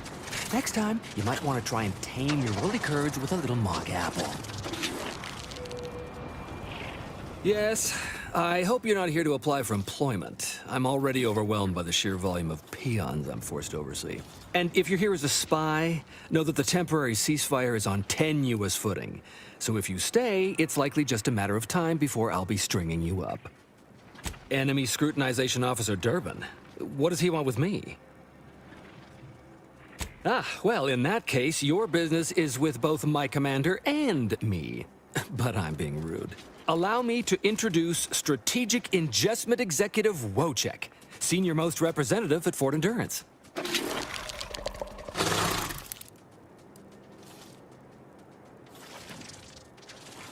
Now you're starting to sound like some of the wagabouts I've got under my command. Why would I be anything but serious? Executive Wojciech has been part of this unit since he was just a pupa. As he grew, he's shown exceptional bravery, stoic stalwartness, and strong leadership. It's earned him promotion after promotion, until our last battle against the Order deprived us of our former chief executive and left him as the senior-most trooper. Okay. The executive welcomes you, but would like to know why Scrutinization Officer Durbin sent you here. There's no dispute. Executive Wojciech is in complete charge of the fort. His orders, which I interpret as his junior officer, are executed without question. You may mock, but I am sincere. I can speak as easy to him as I can you on account of my graft. He emits pheromones that my antenna can detect. He wouldn't be much of a commander if he couldn't communicate with the troops. That is exactly what he's doing. Designer Bradford, you've been warned about disrespecting the chain of command. And you've been reminded, repeatedly, that I'm not under your chain of command. I'm technically under the Mantisaur, but that's got nothing to do with you. I just wanted to make it clear to our newcomer that you are full of shit. You've always been full of shit, and you will always be full of shit. So you're best ignored entirely. That is quite enough, designer. Of course not. I'm just a lowly trooper acting as interpreter. Otherwise, surely these folks would have figured it out by now. We have all figured it out. Unfortunately, I'm the only one willing to say it to your face. Yes, well, please excuse our curmudgeonly biologist. She's been a pill ever since the promotion that made Wojciech outrank her. Still, that ugly moment behind us, it's a comfort to my mind that you're here. Executive Wojciech has an assignment we're desperate to have done, but it can only go to someone outside our chain of command. Ugh, not this crabble scat again. There is zero chance you're right. Zero. And this brilliant assignment of yours didn't go so well for the last group. Yes, I have been trying to get Durbin to relieve this duo of command for months. But the lives they've lost with this insanity finally got his attention. Bradford, how dare you undermine me? I mean, us, like that. Wojciech can sense that there are some kind of mutated mantisaurs over yonder, and he wants us to secure one of their pupas to raise as his own. Oh, stop it. The creature doesn't want a pupa. He doesn't want to breed a superior race of mantisaurs. He wants to eat meat, excrete the excess, and be left alone. That's it. Even if he could ask for a pupa from a rival nest, he'd probably just eat the lobby damned thing to cut down on competition. He's a bug, nothing more. But the only way to prove it to our command is to have you run this fool's errand. Once it's shown to have been a colossal waste of resources, they'll put me in charge. That is enough. One more word in question of our executive officer, and I'll have you pitched over the edge with the rest of the enemies we've conquered here. Yes, sir. We need you to infiltrate the mutated Mantisaur nest, secure a mutated pupa, and bring it to me here. Do that, and I, and Executive Wojciech, shall make sure you are well rewarded for your efforts. Look in the nest to the east. That'll have your best odds. It's where Wojciech feels the pull from the strongest. Feels a pull, Wentworth? Seriously? What am I saying? That makes the exact amount of scientific sense I'd expect from you. Excuse me? May we speak a second? Apologies for my outburst, but I had need to warn you that an earful from Wentworth is akin to sucking on an inhaler full of ammonia. Hey, what are you two talking about? Nothing of your concern, Wentworth! Just ignore him. He was clever enough to pretend that Graft lets him talk with the beast. So overnight, he upstarted from simple trooper to de facto commander of this installation. You know it's impolite to whisper, right? But I've studied him extensively, and it is most assuredly nothing but a play for power. I'm not surprised. You seem sharp. So, if you know he's lying, then you understand that catering to his will isn't gonna do anyone any good. Conversely, the scientific value of studying the mutated pupa he wants is exponentially greater than any possible use he could have for it. Bring it to me, and not only will I match any reward he offers, but you'll have the satisfaction of knowing that it will serve a much greater purpose. Wonderful! Scientific discovery awaits your return. This unit has added Mantisaurs to its registry of approved task managers.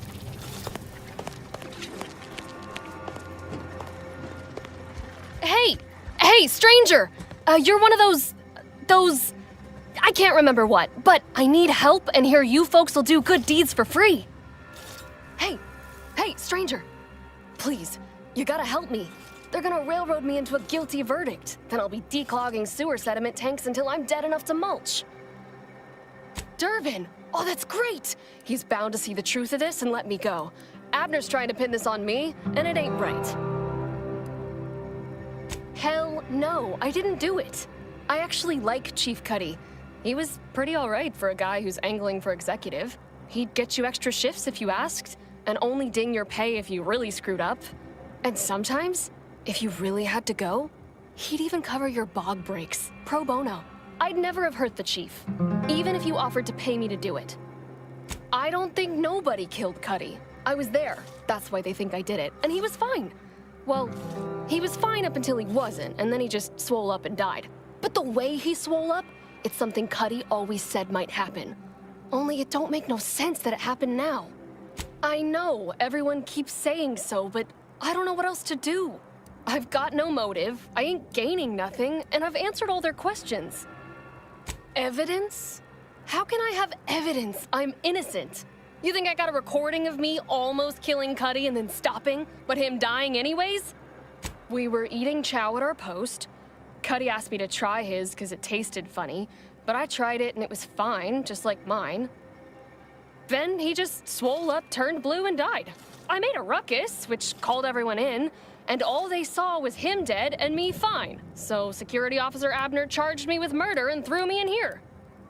It was exactly what Cuddy said would happen if he ate Crabble. He was deathly allergic to Crabble. But we ate Sisty stew, fresh from the can. And ain't no Crabble in Sisty stew. Yup. Cuddy had told everybody about his allergy, repeatedly. Over and over, constantly. Nobody would have served him Crabble knowing that. But that's still gotta be how he died. So, I need you to talk to Security Officer Abner, remind him of the allergy, and let him toss all my gear. He won't find Crabble anywhere. No, that was days ago, and they tossed out the rest of the stew. So I don't even know if the docs will still be able to tell it was allergies that did in Cuddy. He will. He has to. It's the truth. I didn't murder nobody. Please, make him understand.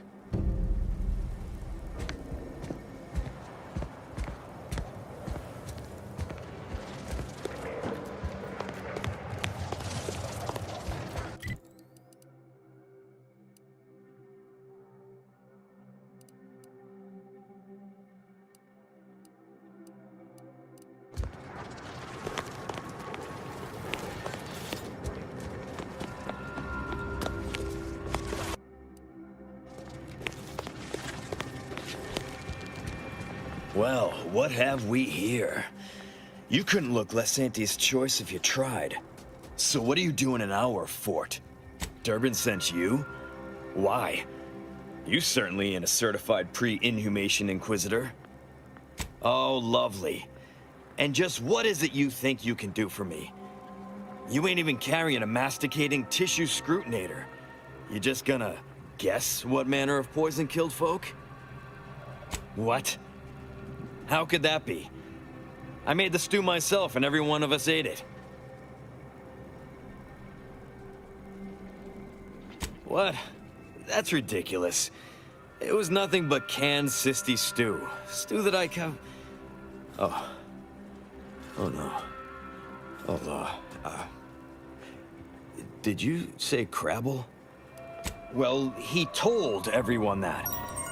But that ain't exactly the same as it actually being true. See, Cuddy was what you'd call a complainer. He complained about the food.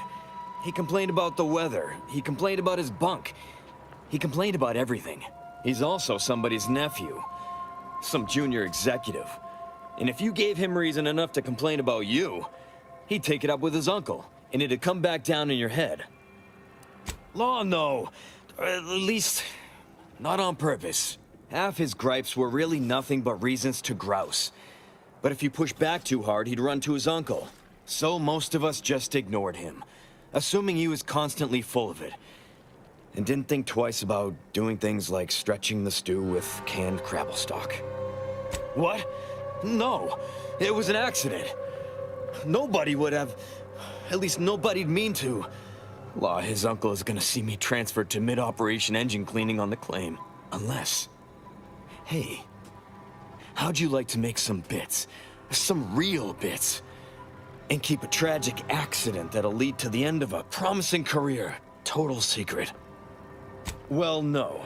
Not yet you haven't. See, I can't just let Bardot go. There'd be questions, accusations, and assumptions as to who was responsible, and that's no kind of solution. And even worse, since there's apparently nobody coming to do an autopsy, I might have to just send Bardot to the claim to start her sentence on all available evidence. Absolutely.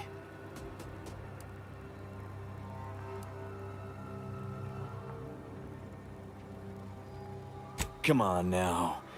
You need to reconsider. I'm offering you good bits for easy work. You'll also be saving at least one life from the toils of endless labor.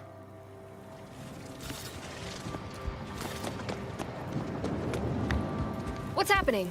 Are you making any progress?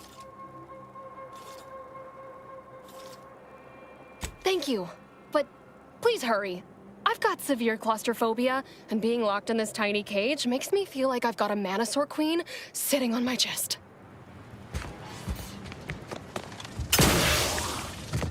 You're back? Why? Thank law. I was genuinely concerned I'd have to sort this out on my own, but I'd much rather pay you and drop the charges against Bardot instead. So we got this thing. An acidic dematerializer that we use to melt mantisaur dung, so it don't call in the local wildlife. But it'll actually work on anything. That means if someone used it to melt Cuddy, there would be no body, which would mean no autopsy, which would mean no evidence, which would end the investigation. I'd do it myself, but my boss said she's on her way for a surprise inspection, so I can't leave. But if you go find one and melt the body, I'll make it worth your while. Yes, that's exactly it. Now just head over to Cuddy's corpse and make it disappear. Well, really, make it turn into a small puddle. But that's neither here nor there.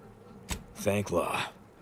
You'll find Cuddy inside the tower, but you'll have to sneak your way past the guards. It simply wouldn't do for me to announce your intentions to the base. Then come back and tell me when I've got no more evidence to hold Bardot and can draw this whole thing to a close.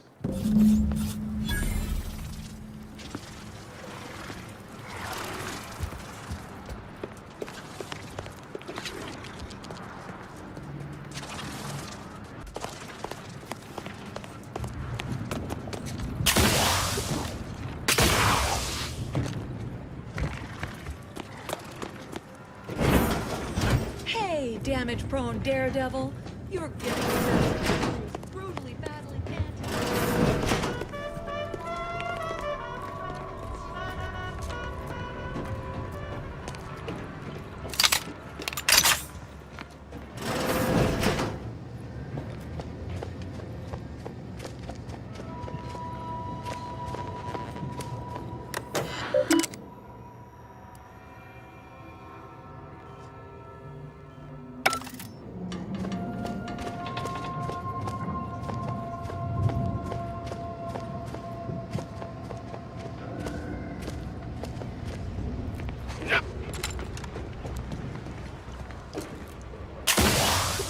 You ain't got clearance to come this way. One step more and you die.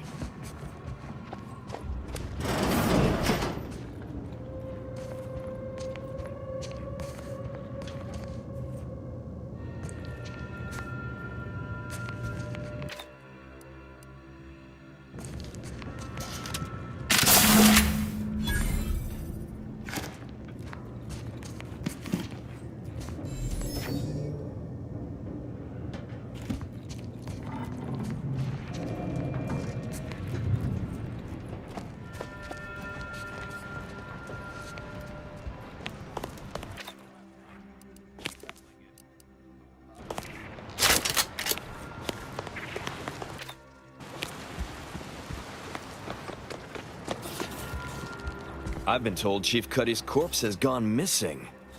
Which is a surprise to both of us, I'm sure. Thank you for your help. You've saved 2 careers today and allowed us to put this whole miserable affair behind us. Of course. Debts left unpaid decays our character and all of anti-society. And this torrid affair has come close enough to doing both already. Regardless, it's nothing but ink in the ledger now. And speaking of ledgers, Bardot is free. And here's the balance for yours. Which means we're done.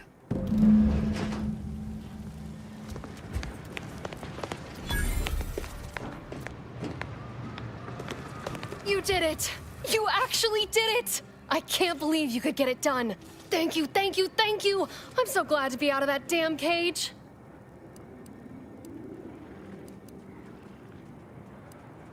I wish I had bits for you, but I'm still in debt from this uniform, and meals, and the incarceration fee they charged me for being locked up. But I'm telling everyone what you did.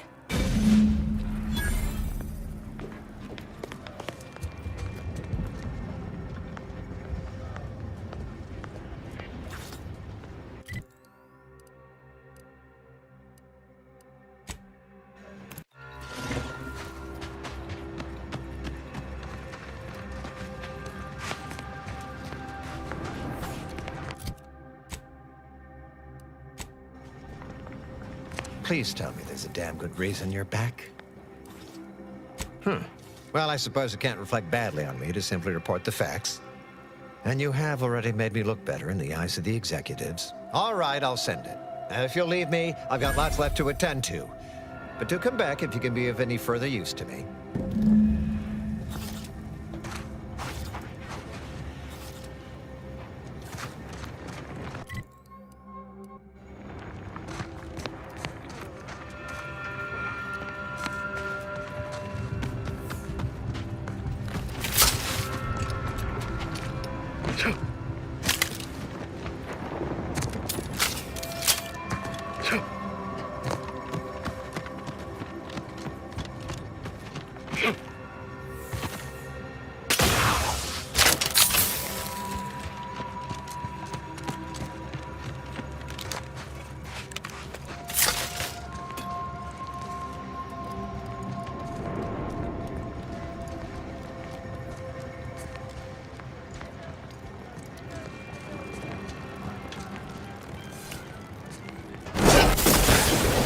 Ready to waste.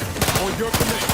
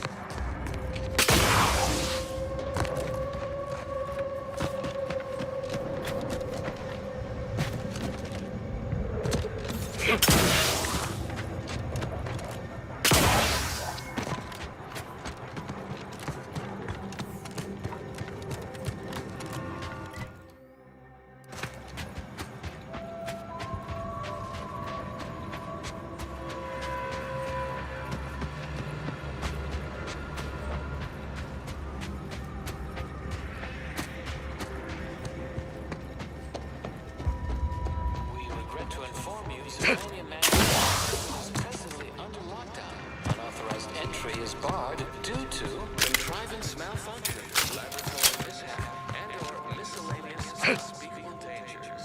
Please call again at a more convenient time.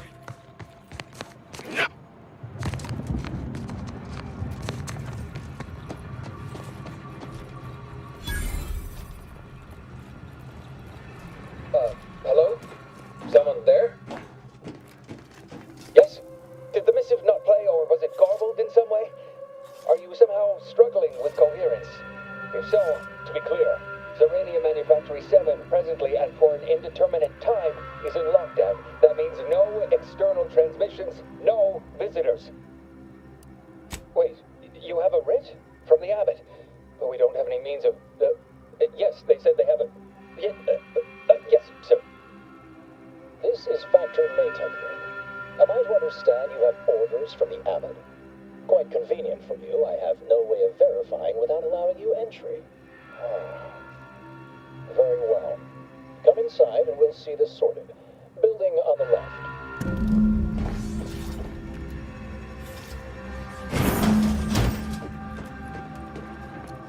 Yes, right over here. You're not getting down below until you talk to me. So, the Abbot deigned to send someone whilst we're contending with all manner of emergencies, did he? Interesting timing. May I see it then? The writ? Sometimes I cannot fathom what goes through the Abbot's mind, but your papers do seem to be legitimate. I will unlock the elevator so you can speak with Proctor Svoboda below. I'll send word you're en route, but fair warning, I cannot predict what reception you will receive. I expect your behavior will remain impeccable. As soon as I've seen to securing the facility, I'll be along straight away. We have a working hypothesis about who is responsible. Initial evidence looks rather conclusive, and we have managed to corner the apparent perpetrator down below, which would be a good thing if they had not, somehow seized control of the manufactory operations. Our suspect, one Initiate Alva, previously supervised launch controls. Though steadfastly maintaining her innocence, she has also barricaded herself in the operations control room below. A move not likely to allay anyone's suspicions. Both of them? Well, one can hardly argue against thoroughness. I admit I'm to a reasonable degree pleased you are on hand to corroborate current suppositions. May your query yield favorable results.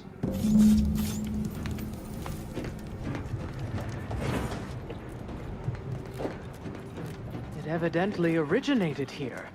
Transport pod full of Zeranium. Blue outpost opportunity to naught but tinges and flinders. Wait, so has it been classified as an accident?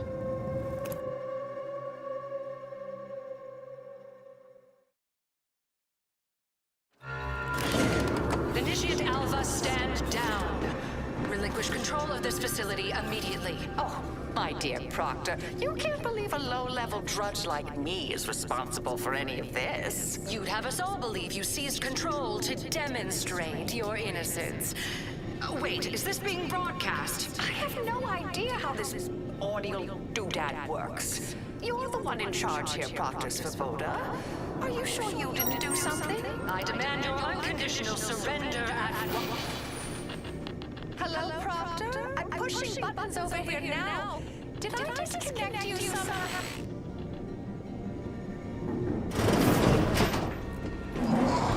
Emergency detoxification initiated. What's her name took over?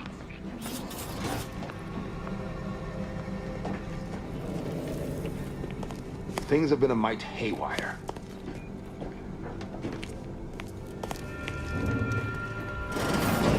Ah, yes, of course. Next on my list of lowest probability events, strangers sent by the Abbot, gallivanting about amidst a lockdown.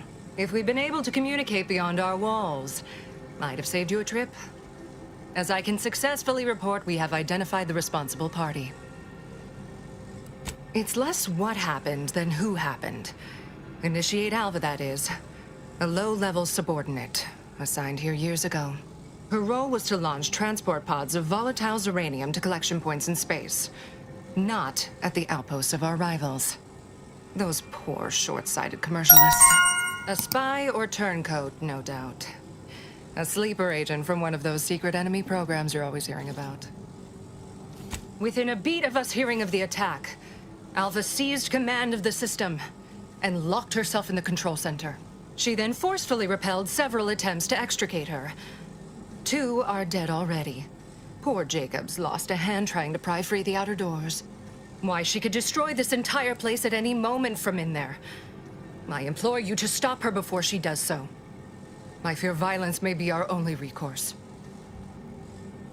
Whatever for. We've already established her guilt. Failed to see the use, frankly. I suppose some limited nosing about before dispatching her wouldn't hurt. Presuming she doesn't kill us all in the meantime. I'll be in my office. Let me know once she's no longer a problem.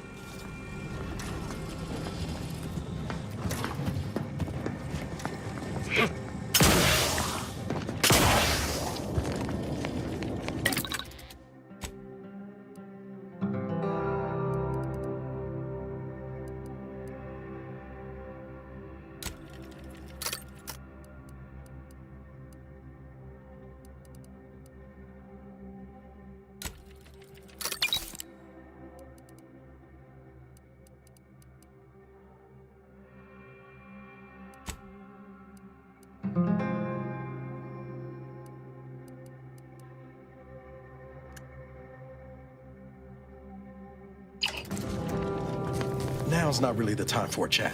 You need something?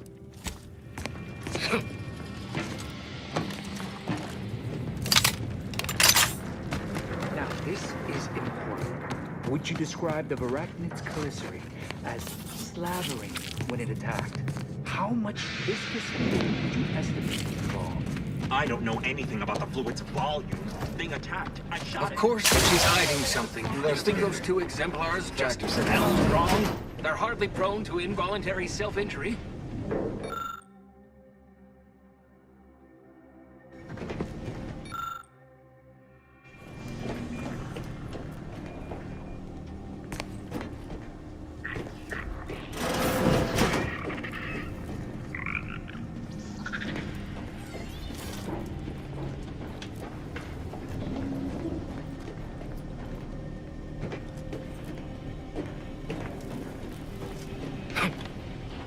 Oh, hello. A visitor. Who is it they're sending now? And who are you, dear? You're what? Some maverick for hire? Oh, no, I can see it now. Earth Directorate, yes? Like Commander Zane and that rascal Buddy. And who is that you brought with you? A friend? Another Earth Directorate agent, I see. Seems sad. Is she talking about me? Oh my! That Earth Directorate support mech is a design classic. All this for me. Fear I hardly deserve such attention. This entire business is just a terrible misunderstanding. Oh, believe you me, I'd like to know that more than anyone. I am thoroughly unaware how anyone would think me capable of all this. Yes, that was terrible. I feel awful. Though technically speaking, they did kill each other. There was a scuffle.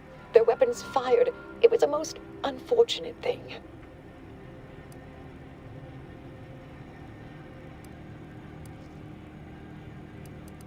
Dear me, I wish I did, but...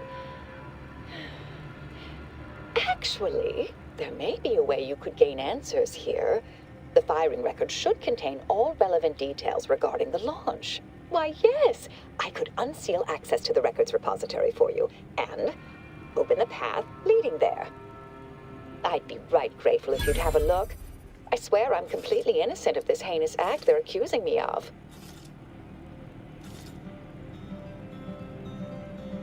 If you need to hear me say it, surely. I promise not to destroy this facility with all of us in it. Was that reassuring enough? Appreciate your help, dear. Please return when you have found something. May the plan favor us against long odds.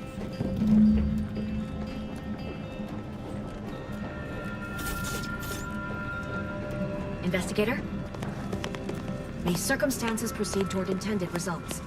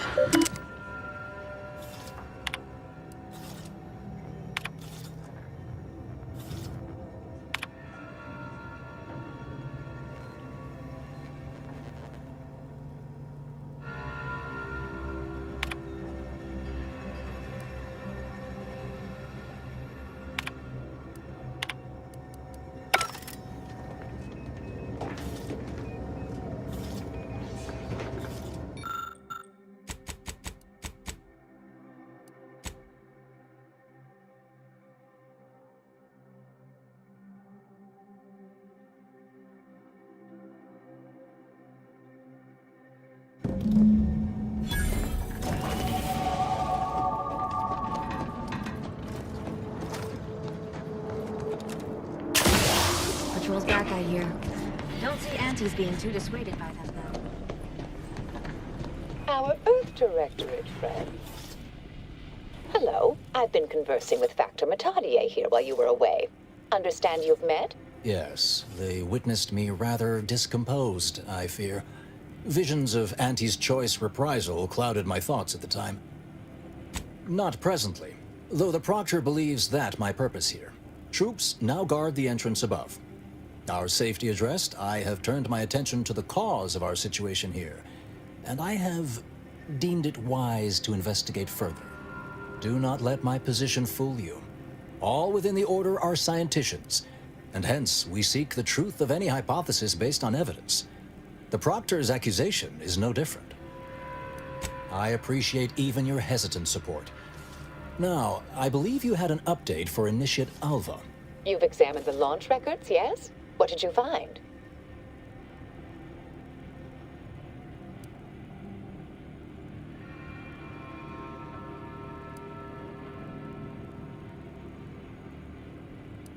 I suppose the data wipe was meant to cover their trail. The physical records would have been altered, dear, presumably by some difficult-to-discern chemical means. But listen to me. What do I know about this sort of thing? I know I've watched too many Aetherwave serials. Suppose they fuel my fervent imagination. But still, even the most junior scientician knows the best explanation is one requiring the fewest assumptions. Ergo, I set the correct coordinates. Someone overrode them. Someone may be pulling her strings, perhaps. That's what investigators like you say, isn't it? Now, what you uncovered appears to imply two further avenues of inquiry. A Zeranium leak occurred moments after the launch. I imagine it may have been used as a diversion, allowing the culprit time to falsify the record. The overriding of the coordinates also deserves a look. Don't you think? I can speak to the coordinate override, I believe. All commands are routed through the hub in central processing. If one meant to accomplish what you're suggesting, they would likely look to do it there. I expect the Zeranium leak stemmed from alterations to the control boards and refinement logistics. I'd look for any signs of tampering that may point to the culprit. All right. There. I've unsealed both areas. With hope, what you discover will help us determine the responsible party. I'll stay here and play for more time. If the Proctor sends anyone, I'll say I'm close to convincing you to surrender.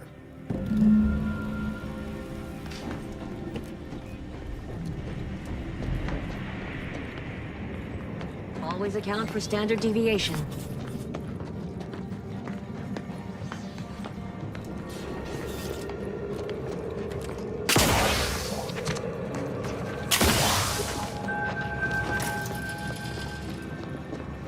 Proctor's Svoboda seeks retribution. This unit is capable of complying.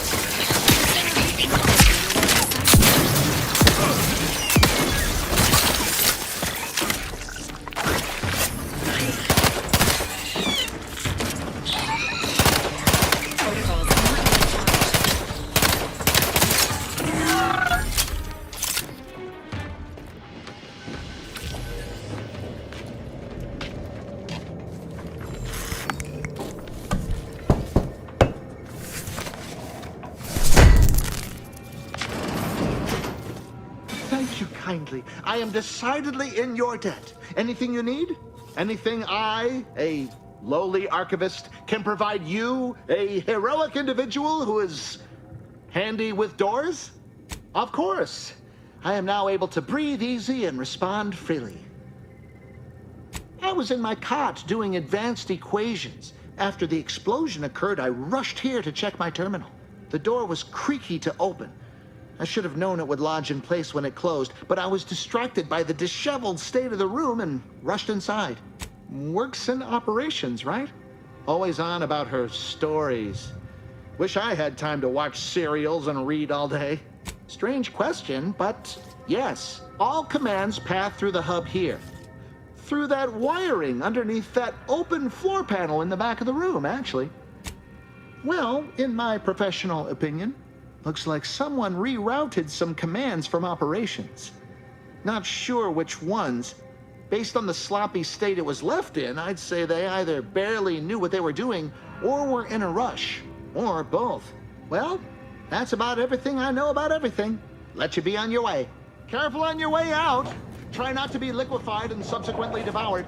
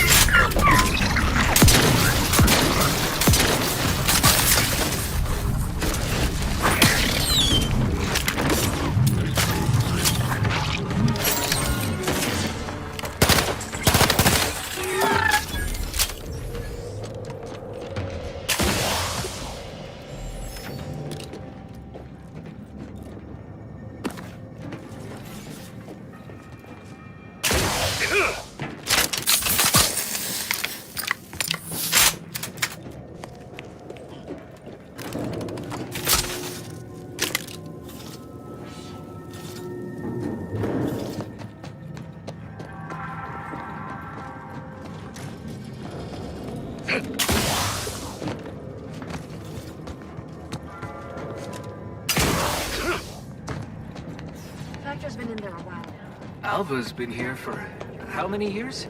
I never noticed her. Just blended in with the scenery somehow. All more endeavors add to the equation.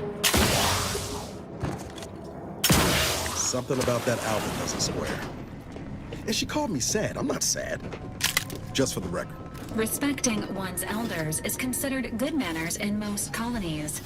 Exceptions may be made for violent offenders.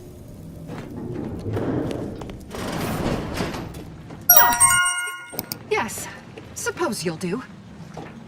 I'd been hoping an empiricist or assessor would amble by, but you appear reasonably apt. The Zeranium overflow venting has gone completely haywire. Oh, what else will this higgledy-piggledy nightmare of a day bring?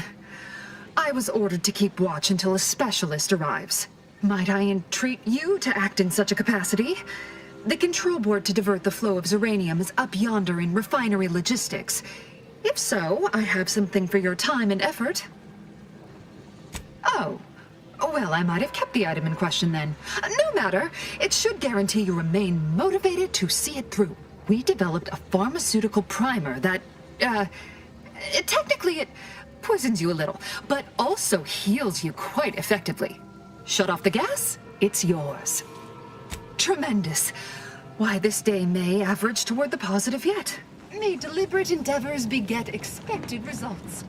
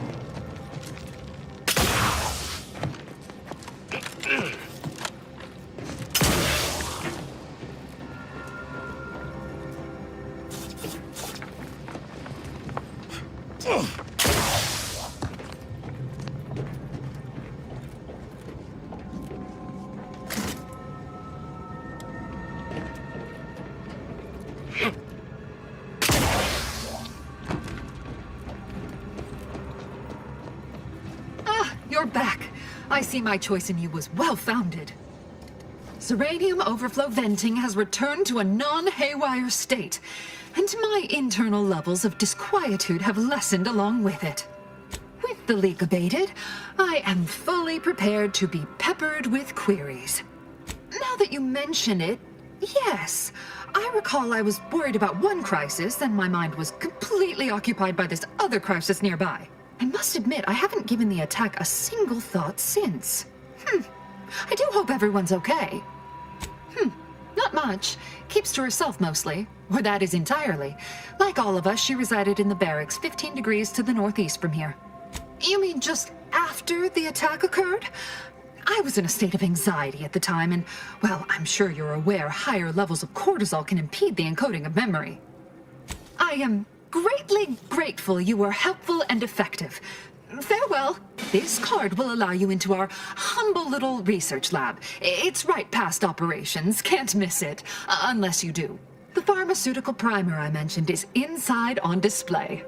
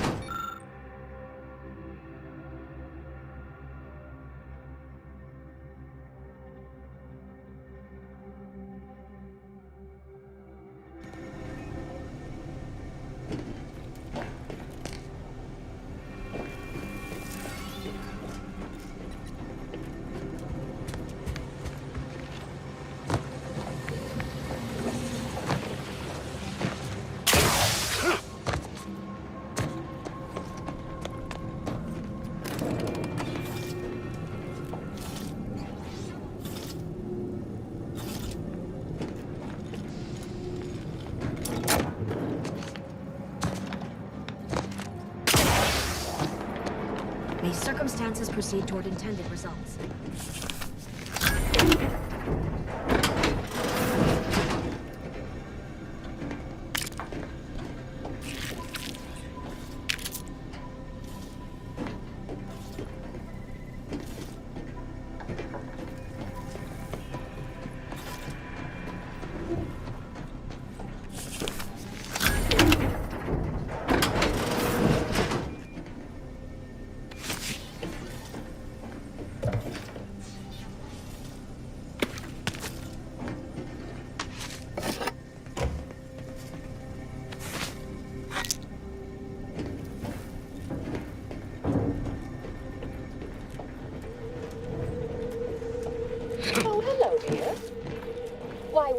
Just talking about you. Or specifically, potential implications for a multitude of troubling scenarios, based on probable results of your investigation, downstream outcomes, and such and the like.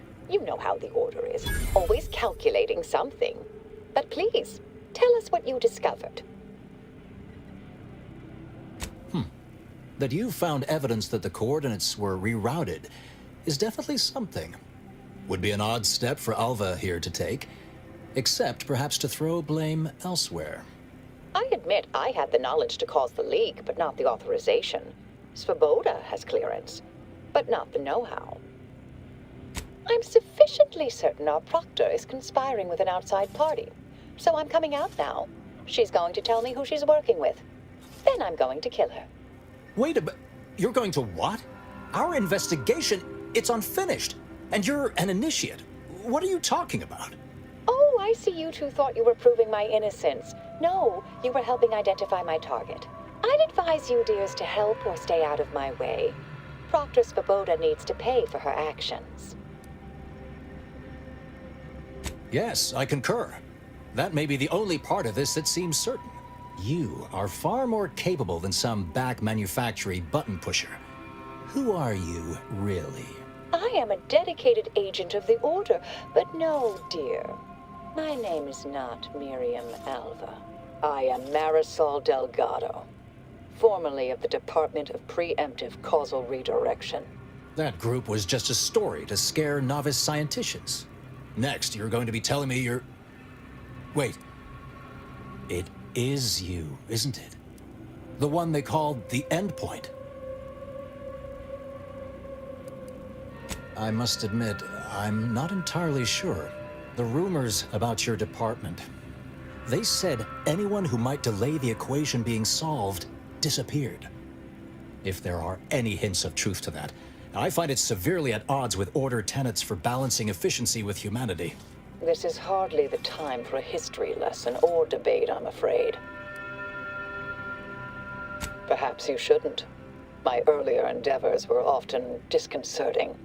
But the truth remains. Whatever is happening here, I'm not involved. I arrived decades ago to lie low after a difficult assignment. More than that, I have nothing to speak on at present. That you are who you are, and are standing right, and have been here for years. It's all much to digest. I suspect your methods are not my own, nor the Order's, as I know it. And I fear your intentions for Proctor Svoboda.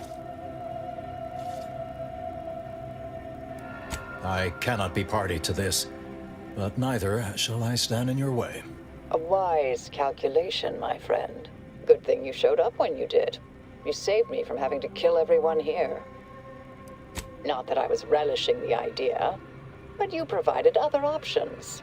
Svoboda has much to answer for. Let's go see that she does. What's this? What are you doing here? Come to surrender, I take it? After decades keeping this identity, your inexpert blundering has rendered it obsolete. I am Marisol Delgado, former head intercessor of the Order. This would be an ideal time to confess everything. Before you die. You can't possibly be party to all this. Not with her vast misdeeds so readily apparent. Our investigator has definitively determined my innocence following a thorough investigation. Wait, you can't possibly believe this balderdash. This is all nothing more than a flagrant example of artifice and bunco. An elaborate song and dance from an admitted imposter. Enough, traitor. You made your play. You lost. No more deception. No more lies. Time to pay what is due. No, wait,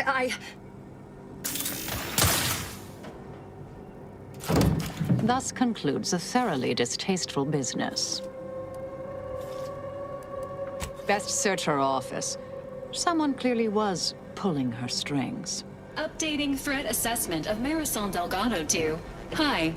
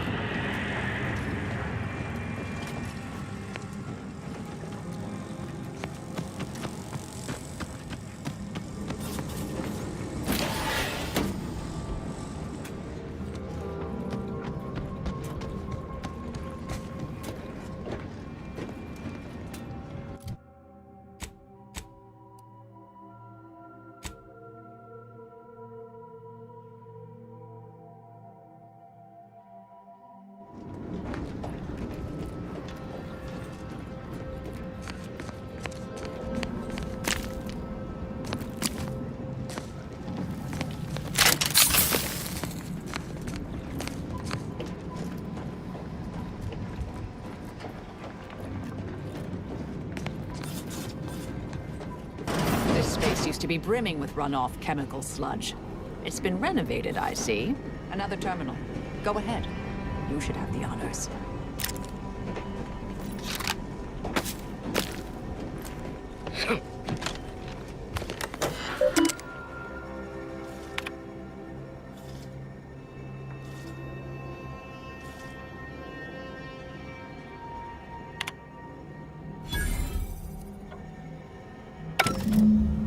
Proctor's efforts appear part of a larger scheme.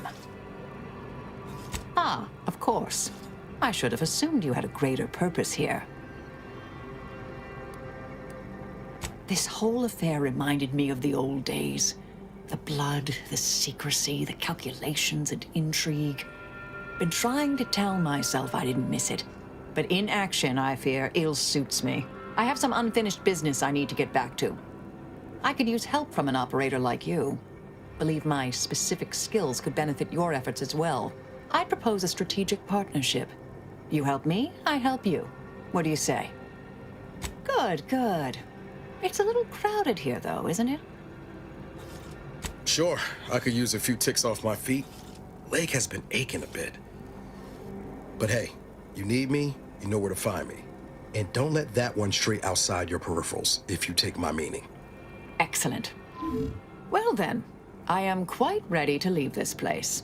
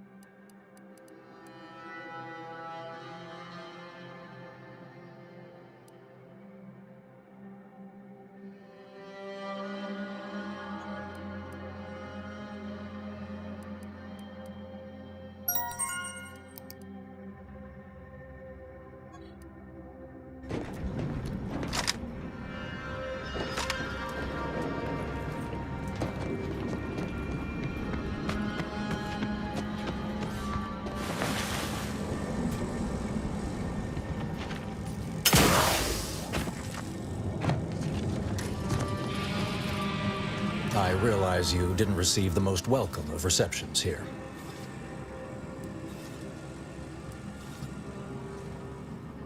I recognize you've done right by us here today, and I appreciate your efforts. May fate and fortune converge.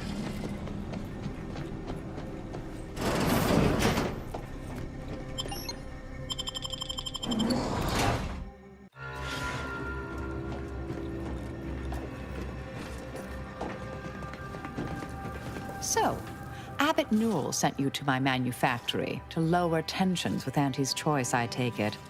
Have you tried talking with them directly? Well, sometimes that level of directness is required. I'm not advocating that in this situation, however. The order has been made out to be in the wrong here. It would be a shame for hostilities to reignite before we find out who's responsible. I'm not hearing a question. Oh, I am a dedicated member of the Order. Beyond that, there's really little you or anyone need to hear about. Consider yourself lucky. You already know more about me than anyone else I've met in the last 20-odd years. I see you're not going to let this lie, are you? Fine. Suppose I'll elaborate. Slightly. I mentioned before I was part of the Department of Preemptive Causal Redirection. My role there, you may recall, was head intercessor. I was tasked to influence pivotal events, to keep the solving of the equation on track. Something occurred. I needed to step off the board a while. To put it mildly, after the incident in question, seeking refuge seemed prudent. Dorado appealed to me because it was off the board but not completely remote. There I could lie low for a time, but observe. So I'd believed. Our department was shuttered shortly after Ruth Pissar took office. To avoid undue attention, I remained in hiding. May the plan favor us against long odds.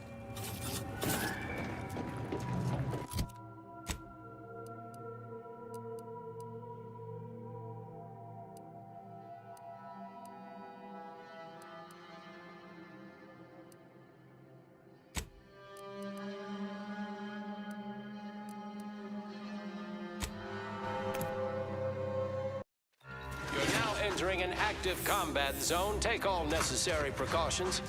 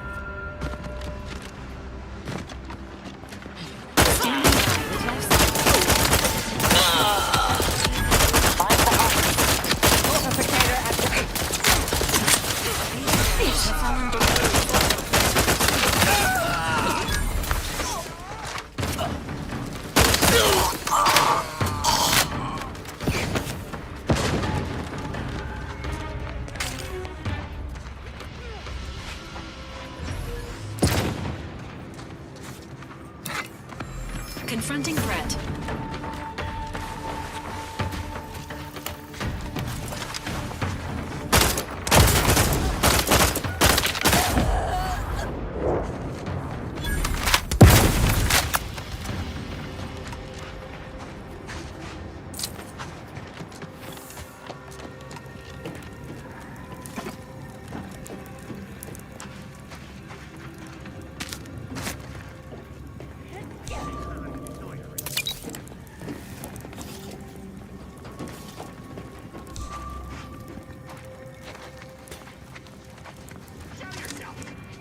Enemies detected.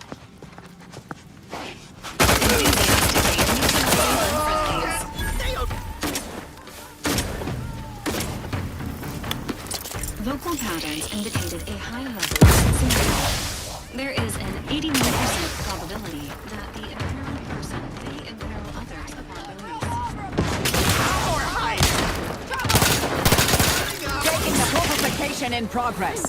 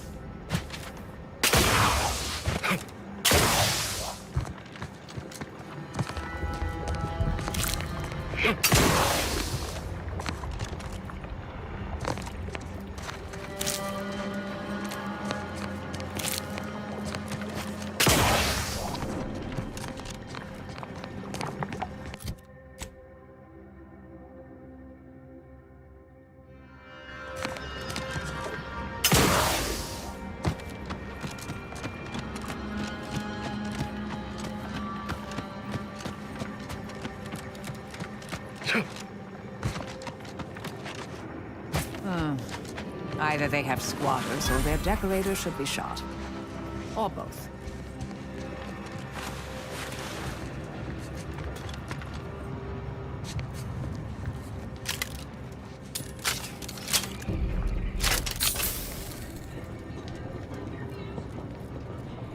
Potential combatant in the vicinity.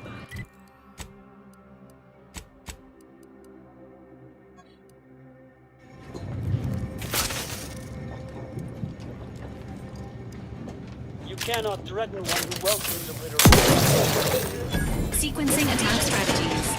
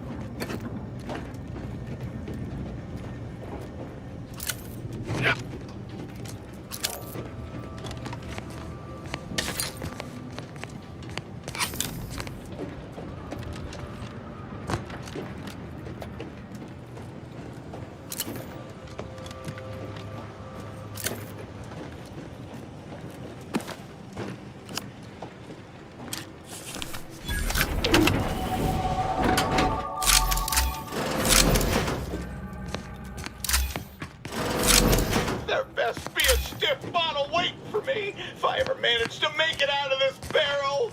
After years working in a Zeranium manufactory, that's not the first workplace accident I've encountered. Oh no, it's... No. There was uranium on my hands when I came in here, and now it's... Why didn't I wash them first? No, I don't think so. I'll just suffer in here for a while longer.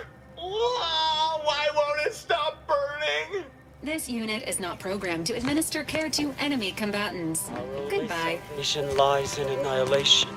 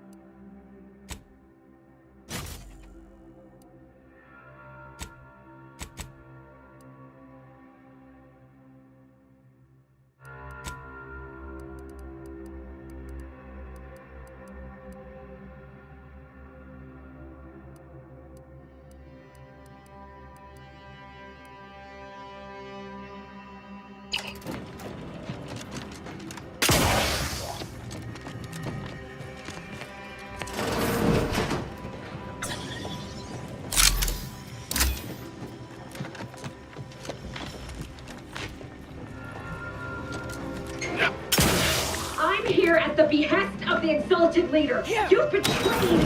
Architect's balls! That was some fine killing! Would have preferred you'd left one or two of those traitorous miscreants for me to sharpen my blade on, but no matter. Serves me right trying to help those sorely lacking in the gray matter. But they rightly paid for their transgression. Betraying someone sent by the exalted leader of the glorious dawn herself warrants a painful death. Name's Azza. You are? We are simply a group of enlightened individuals seeking to spread the truth of the rifts, despite our persecution by those who seek to keep the masses aimless and distraught. The rifts only seem destructive because we are looking at them from the point of view of imperfect, mortal bodies. To be deconstructed by a rift is to be reborn in perfection.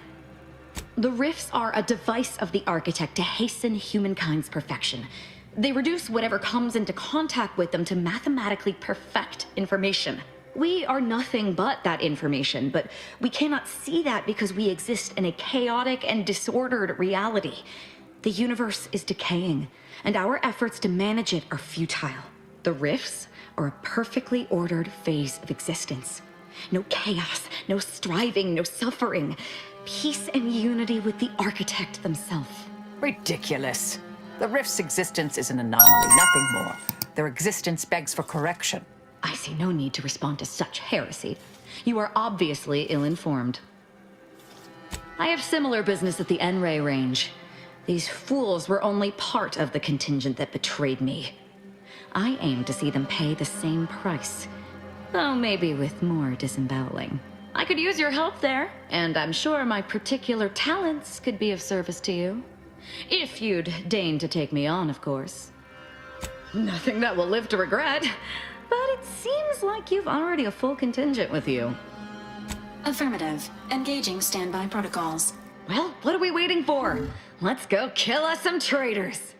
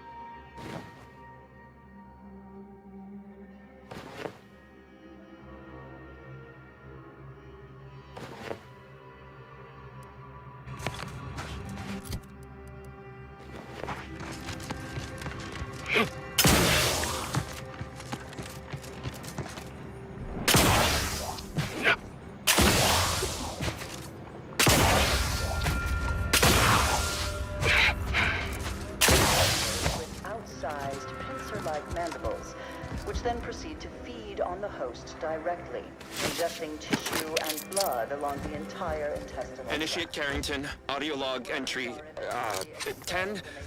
My orders were to watch for the enemy. Specifically, to never break line of sight to my assigned field of view. But I can hear them advancing along the shore to the south. It's fine.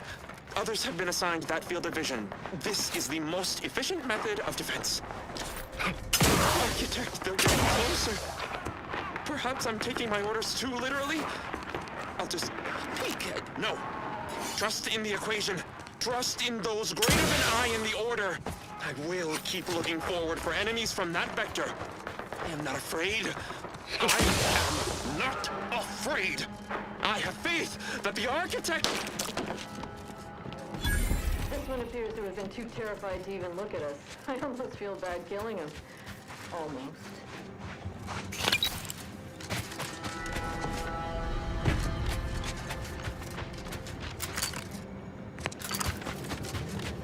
This place used to be a thriving hub.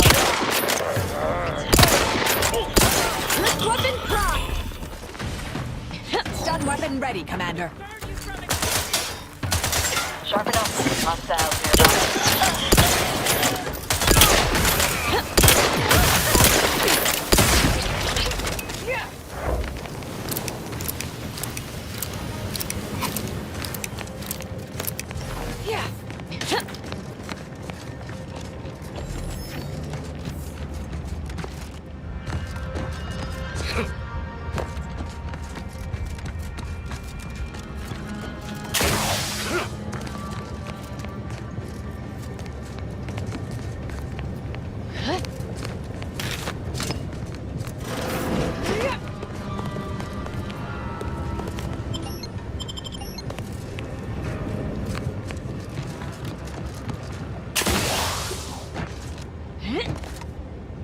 Damn it all! The door's sealed. We'll need to find another way in.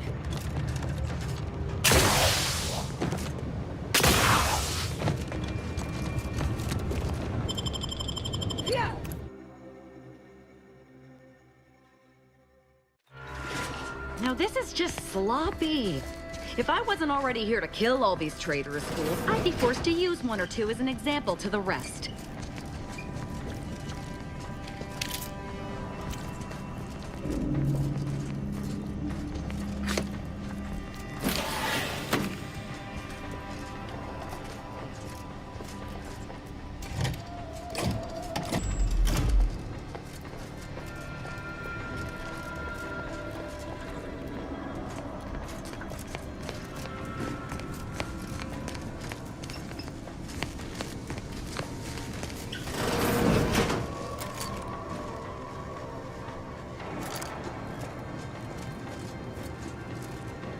.36 cubed divided by the standard rate of fluid flow, and then you multiply by, is it 30 or, oh, hello. Look at the state of this poor fool. They just left her bleeding out? Exsanguination is an art. Where's the precision, the pride in their work? This is just embarrassing. There's a cultist behind you. Wait, surely she isn't with you. Fine. Just please keep her away from me. Architect's mercy, thank you. It is so much easier to be polite when I needn't fear all of my bones sliding out of my body. Oh, dear Archivist Clemens has been so strange lately. So distant, so agitated. And not his normal agitation, mind you. This is something different. Much worse. He's deeper in the facility, working on something he deemed to be of the utmost importance. Either he is still below, continuing said work, or he is quite dead. And with all those cultists gallivanting about, I don't fancy his odds. Please, with the way my so-called brethren are comporting themselves, he's more likely to die of boredom. If I was in charge here, all of you'd be dead. He soon will be. Yes. I'm sure you'll kill them quite well. The crazed cultist, people like your friend here, have been sowing destruction throughout the range for days. I've seen few firsthand, but that isn't because they've gone. Rather, I believe they have become visibility deficient. You can attempt such, but if my current state is any indication, the cultists are unlikely to be sporting with you. Oh, there's no such thing as invisibility. I can only theorize that their visual forms were sent out of phase when they haphazardly tampered with pressurized N-rays. Their actions are inexcusable. Science allows us to unveil the wonder of the rifts. We do not disrespect it. Now, is there any science around here we can use to find and kill them? It's a shame the facility is in shambles. We've an N-ray scanner device that may render the cultists far easier for one to locate. The scanner is an optical device designed to detect electrical signals and the N-rays given off by all living beings. Visible or not, the cultists still give off N-rays. It was stored nearby. But with the damage to the facility, you'll likely need to use the maintenance vent on the wall there behind the screen to get anywhere near it. I appreciate your aid. I'm going to wait here and try to prevent my wounds from reopening.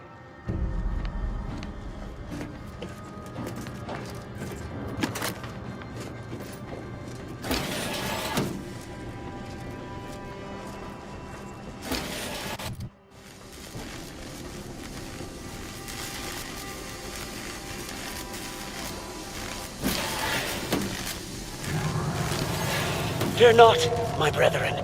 The eyes of the unworthy cannot behold our transcendent forms.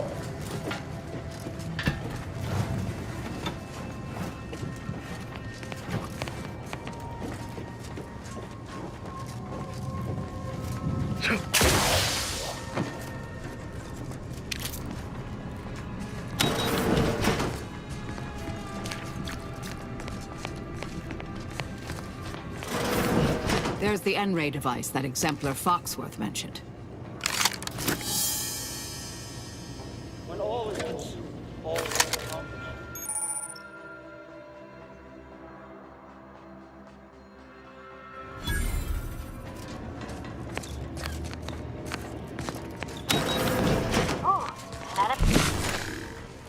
Stun weapon ready, Commander.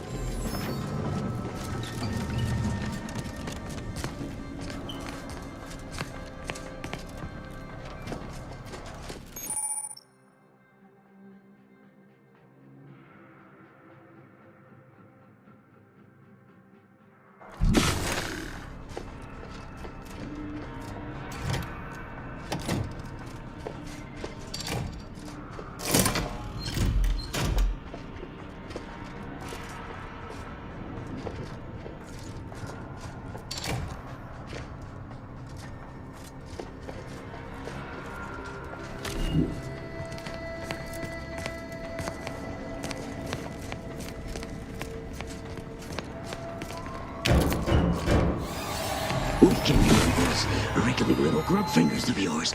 Bring them close so we can chop them off. Stop your silliness, fool!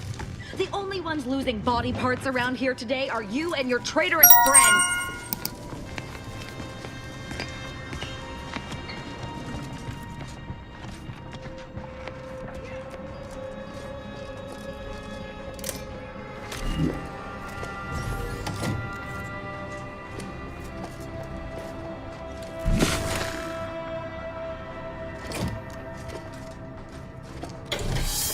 Doors open. Time to make a way.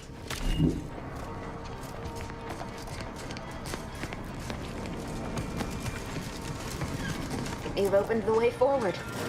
Very good work. Who in the void?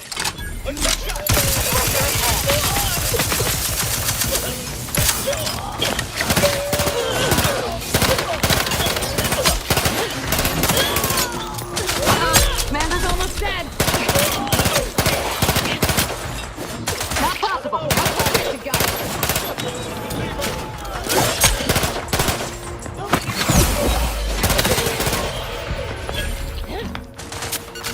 I will restore my life so the thing's not dead.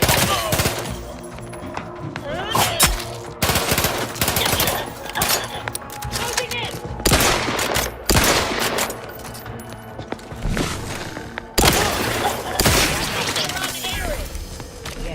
I'm alive. Who needs to die?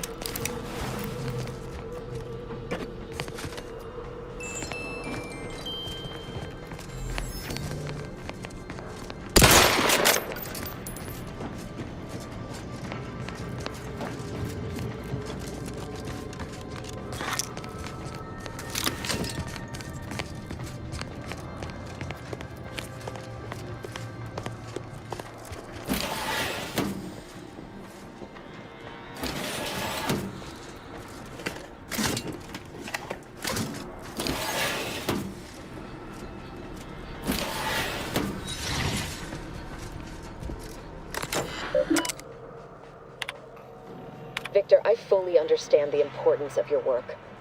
This is exactly why I push you so. Your moral justifications for delaying your delivery are misguided. Dead is dead. What matter is it if their ends come in 1 minute or 3? If you seek to be humane in your duties, fine. So long as I get the explosives in time. But if we fail to act, the order will be lost forever.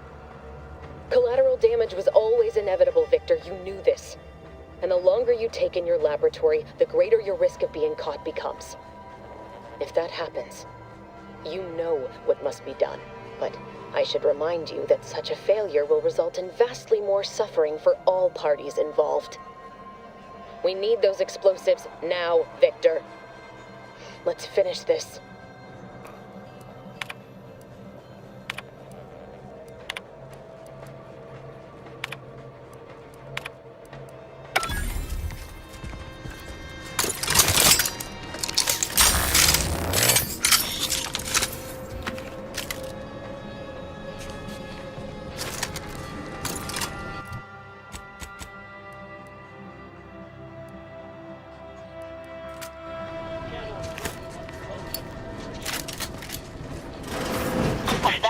Who has isolated you from my hand? Look sharp!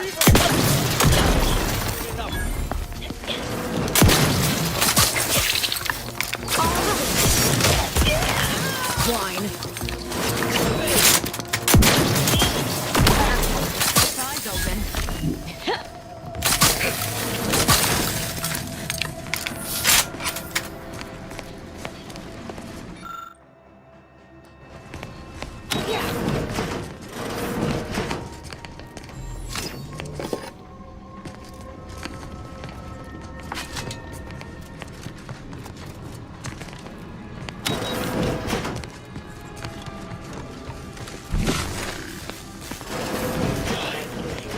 Enemy spotted.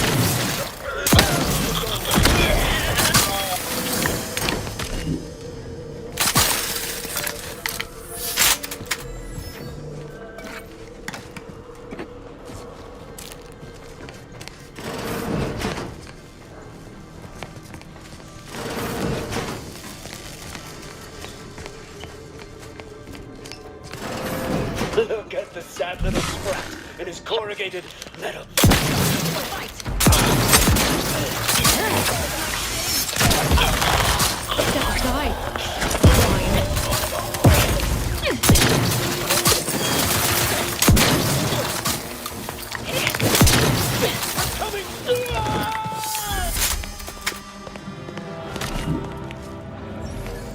You, friend of friends, are a greater ally than any number of fellow scienticians. Oh, thank you very, very much for dealing with those cult... it seems you missed one. What? Where? I thought we dispatched with all of those traitorous charlatans. Fine. Just trying to add some levity into this pathetic creature's drab existence. I can see it would be best for me to tactically overlook your comrade. Very well. I see you possess our N-ray scanner. Ooh, ingenious device. If I'd had it, I may have evaded being trapped here. Oh, I shouldn't have had to worry. Damn that Victor and damn his hubris. Fitting that his experiment would cause so much strife, that he would be untouched by the ensuing pandemonium. Excellent. He won't be so smug once he's been demoted to sub-archivist, that's for sure. I don't know the specifics, only that Victor was performing a procedure utilizing processed N-rays. When those cultists flooded the range, they damaged the N-ray canisters. In the ensuing chaos, Victor's experiment was destroyed. I know some cultists were killed, but many more still live, moving unseen through the range. Survived is something of an overstatement. Most of the cultists died immediately upon exposure, and according to past experiments, those that haven't are experiencing accelerated organ liquefaction. I would be more sympathetic to their collective plight, had they not promised to insert every item in this room down my throat in reverse alphabetical order. Because he refused to follow procedure. He didn't take an assistant or allow anyone to see his data, and now it's all consigned to oblivion. What a waste. Oh, believe me, this is more excitement than I ever wanted. I shall.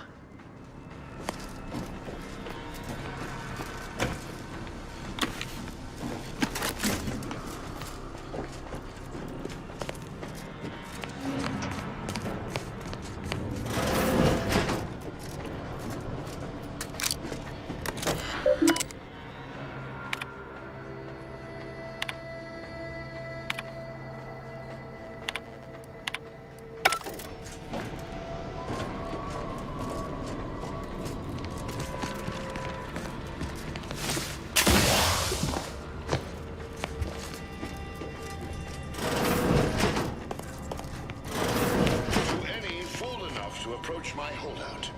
I once again ask you to stop. The path ahead is filled with unseen traps. Whether cultist or wayward scientist, you will be killed. I cannot afford your interruption. Once more, please see.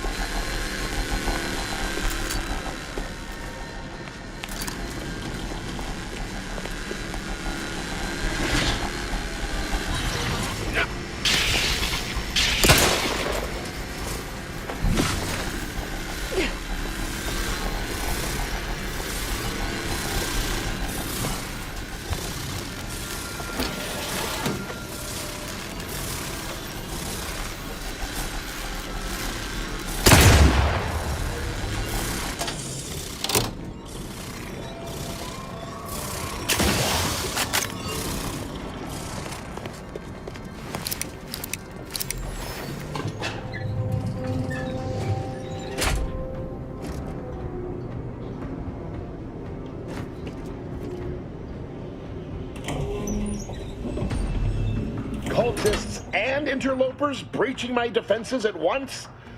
I should have anticipated this. There is but one option left to me.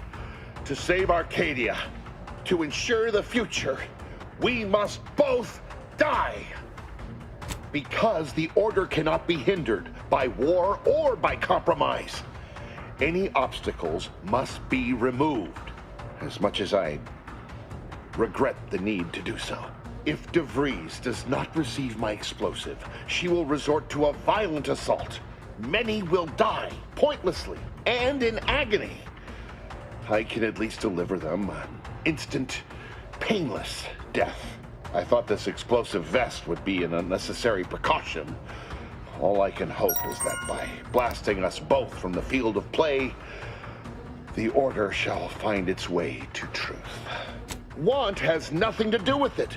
I have very specific instructions on how to proceed in the face of contingencies such as yourself. And you cannot possibly understand whether I am or am not capable of martyrdom. You do not know my depth of character. At the end of all things, my decisions were predestined. I am not at liberty to divulge the reasoning behind my actions. You're not with the Order. You cannot understand why this would be. Could I explain, the words would be lost on you. I beg to differ. I'd likely understand any analytical or theoretical justification you claim to have better than you do, scientician. I heard tell of an Order operative recently being spotted in the field. A legendary figure who'd been absent for years. One who'd be eminently capable of understanding the difficult decisions that must be made for humankind's ascension. That's you, isn't it? The endpoint? You are correct, Victor. I am the endpoint, and I am well equipped to understand your reasoning, should it be sound. Very well, very well. I can spare words with you, explain my perspective. It won't prevent me from doing what I must. If the Order is not prevented from reaching its true potential and solves the universal equation, all scientific uncertainty and any associated suffering will end. If what you say is true, then you have my tentative thanks. However, scientific certainty would absolutely have prevented that from happening. We would have predicted it. DeVries opened my eyes. The Order is on the path to absolute truth. And if they are not interrupted, this truth can be pursued. The one right path for humanity revealed to us. Politics cannot bind us. Uncertainty cannot strangle. And no one can be allowed to waltz in and hurl our plans into disarray. Enough! You're clearly trying to deceive me, but I shall delay my action no further! Look out, Commander! Don't make me avenge you!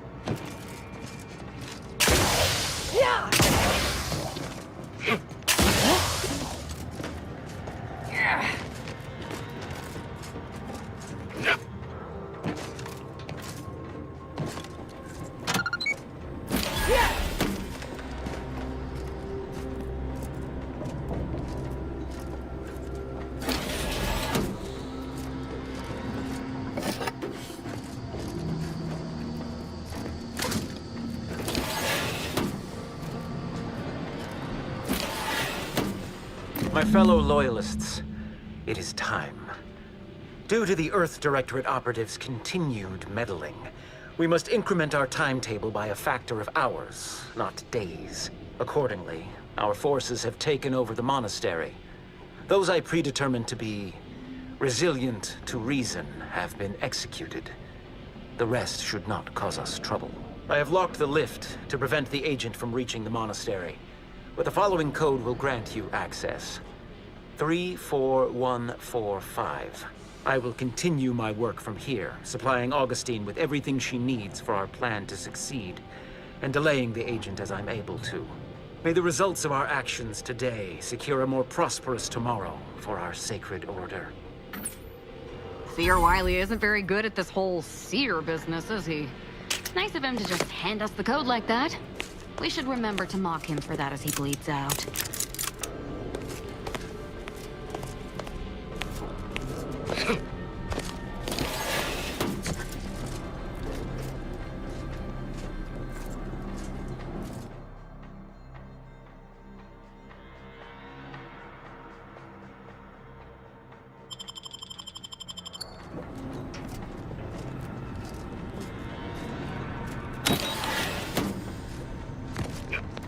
Boy, damn it! We've killed every traitor in this place, but their treasonous scum of a hierarch wasn't among them. The leader of a cell. In this case, that would be Ziegler. And extinguishing him is obviously our next priority. They were operating under his orders. But since he wasn't here to lead them in person, they would have maintained regular contact using one of our communication devices. I saw one of them earlier. We should go see what information it will yield to us. I'll mark your map with its location.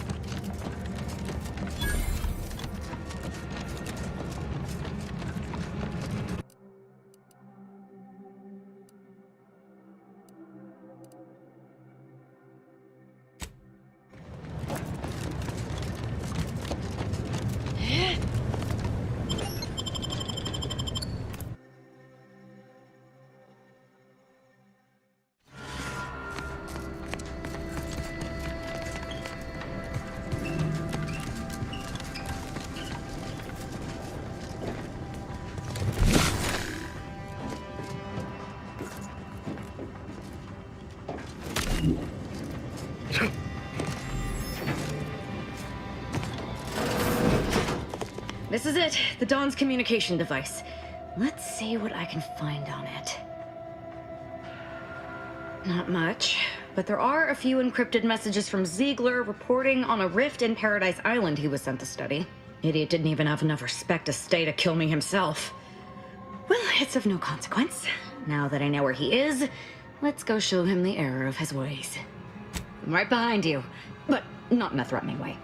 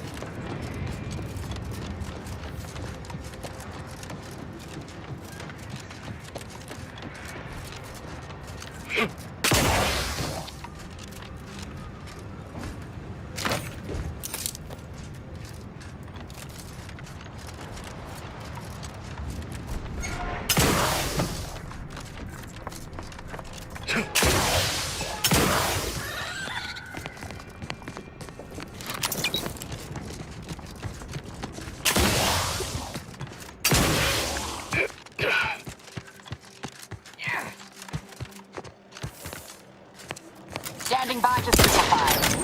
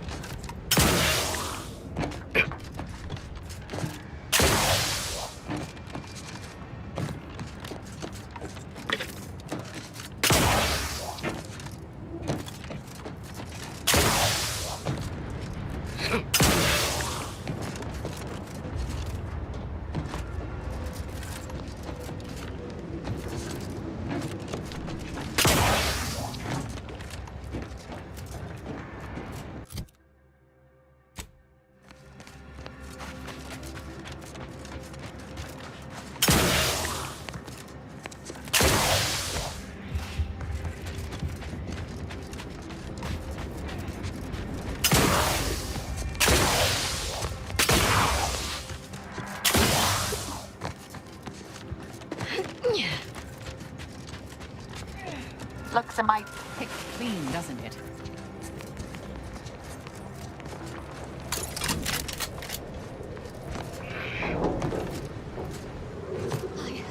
Scoping out a It's a fight!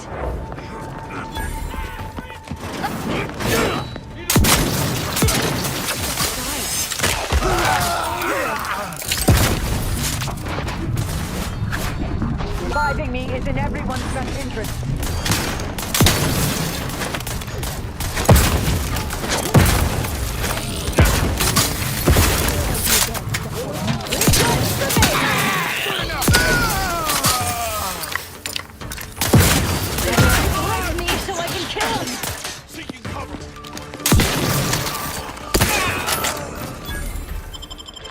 Thank you, dear.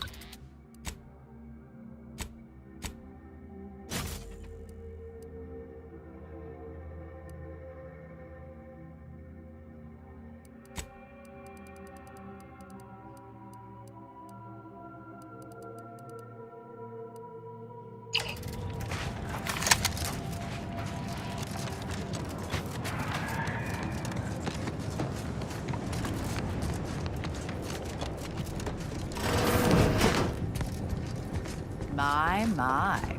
Monumentally impractical. And garishly tacky.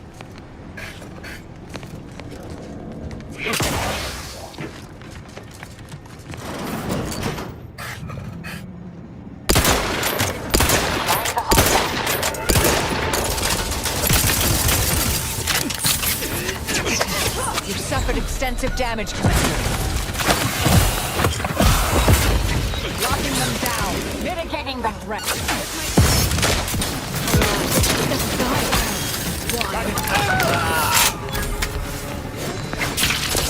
Consider self-preservation a priority.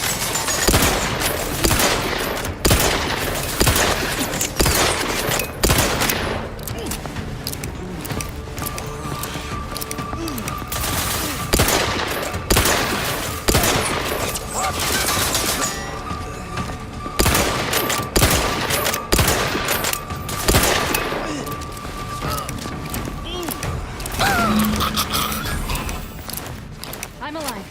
Who needs to die?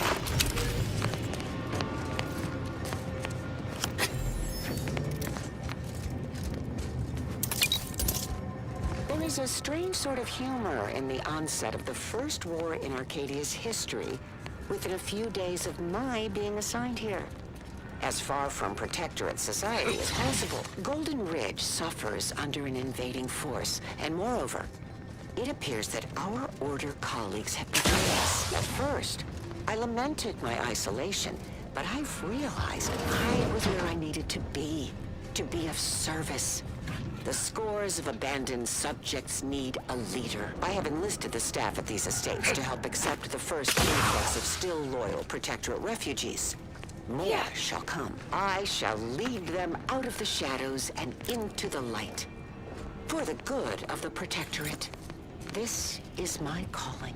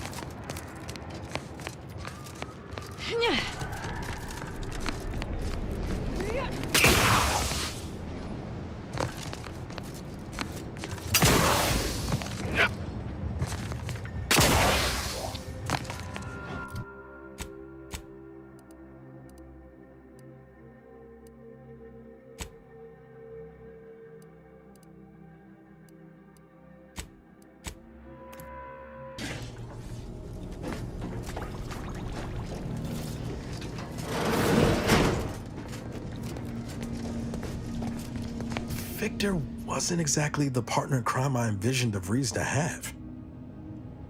Someone with a little more grit. That man back there? Reckon a tough crossword puzzle would have eventually sent him over the edge, even if we hadn't come along. I don't envy anyone in the Order's janitorial sciences, they're gonna have a hell of a time scraping him off the walls, and the floors, and the ceiling. You ever wonder what might have happened if DeVries had let us in on her initial plan? Surely we wouldn't have been taken in by her rhetoric like Victor. Right? Hotshot Earth Directorate agent swoops in to liberate your colony, sets you on a new exciting path, and you're telling me you wouldn't have been a bit smitten? Good law. I was a kid with a crush, like you said. It wasn't serious. If anything, I wanted to be DeVries. After Triangulum, all I wanted was to do for other colonies what Augustine had done for mine. Still do, if I'm honest. I will say, it's a lot easier to do just that nowadays. With you around, that is. Thanks for letting me wax for a bit. We can get back to what we were doing now. Unless there was something else you needed. Always up for a little backfence talk, though I'm guessing you don't mean Val. Sure thing. It was less merger and more hostile takeover. I don't have all the details, but it sounds like Spacer's Choice tried to outmaneuver Auntie Cleo through quasi-legal means and got a hell of a lot more than they bargained for. And now her new brand's been turned into an invasion force bent on conquering the entire system. Funny how...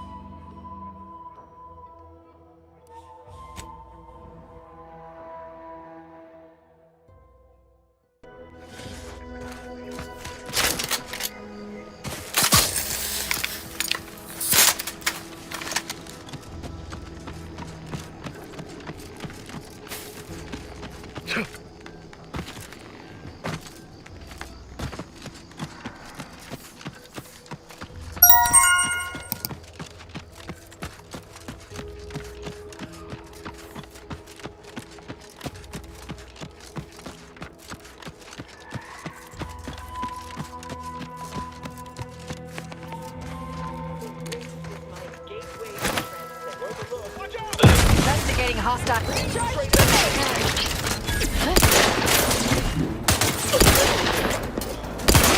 Not a good thing, Commander.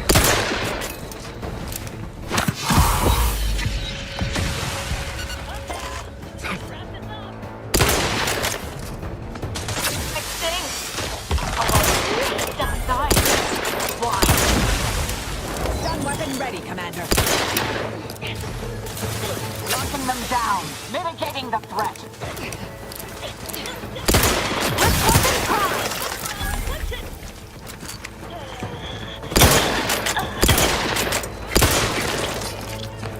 I'm not going to deny killing these traitors was invigorating, but their leader still needs to be dealt with. That I'm really going to enjoy.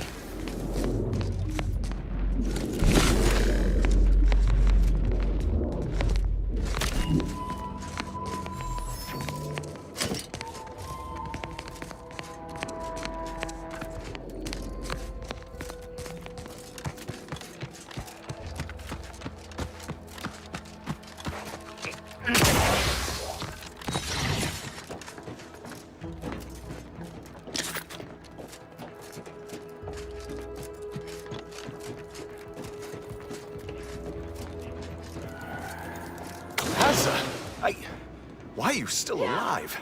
There's been some ghastly mistake. We must speak on the latest revelation before you compound it by killing me. You're obviously unaware that you've been officially marked for death. Otherwise, you'd have killed yourself and saved us all the trouble. It's unfortunate I was unable to inform you of this before you killed so many loyal members of the Dawn. But so be it. Glad we were able to clarify all of that. Well? I'm thinking I'd normally just kill this idiot where he stands, but I must know what in the architect's name he's going on about. Ziegler, what's got into your brain pan? You used to be a dedicated member of the Dawn. How could you think there was a legitimate kill order on me? You were revealed as a betrayer through the sanctified channel. How can you disobey a revelation from on high, when you yourself exhorted us constantly to never do such? You make a compelling point. But then again, so does my knife. Let me introduce you to it. Why the fuck not?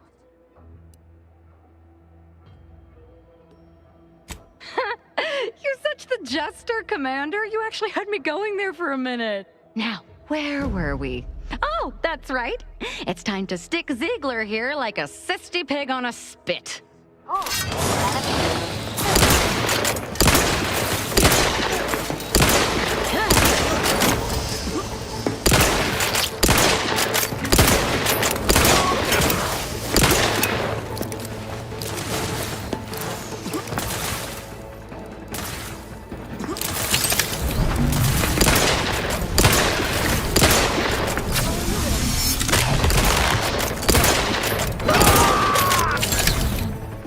What Hierarch Ziegler was saying.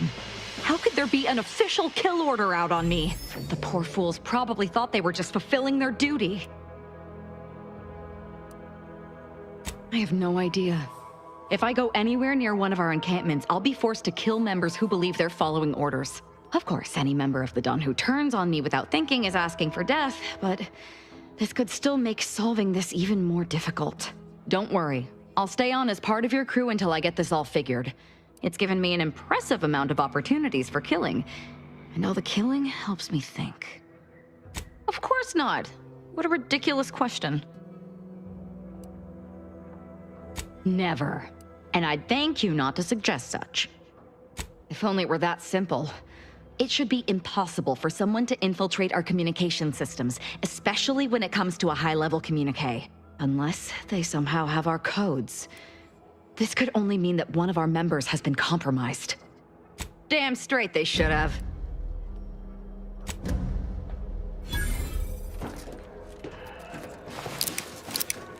Yeah.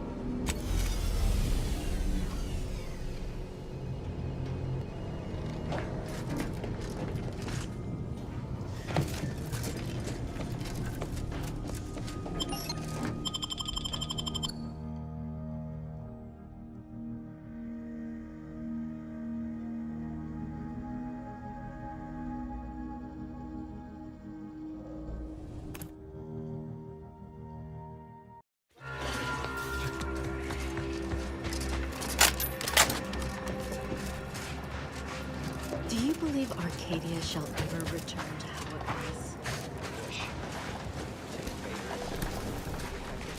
What caused the schism between the Protectorate and the Order? The Consul tried to kill Fodaiiya.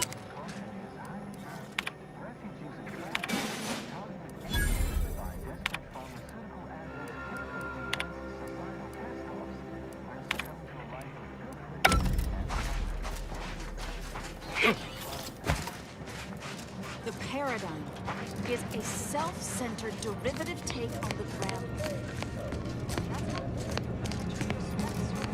Grand Architect! First an attack on the monastery and now the lift code's not working? Am I misremembering it? No. Unless... Wiley would know this, I'm sure.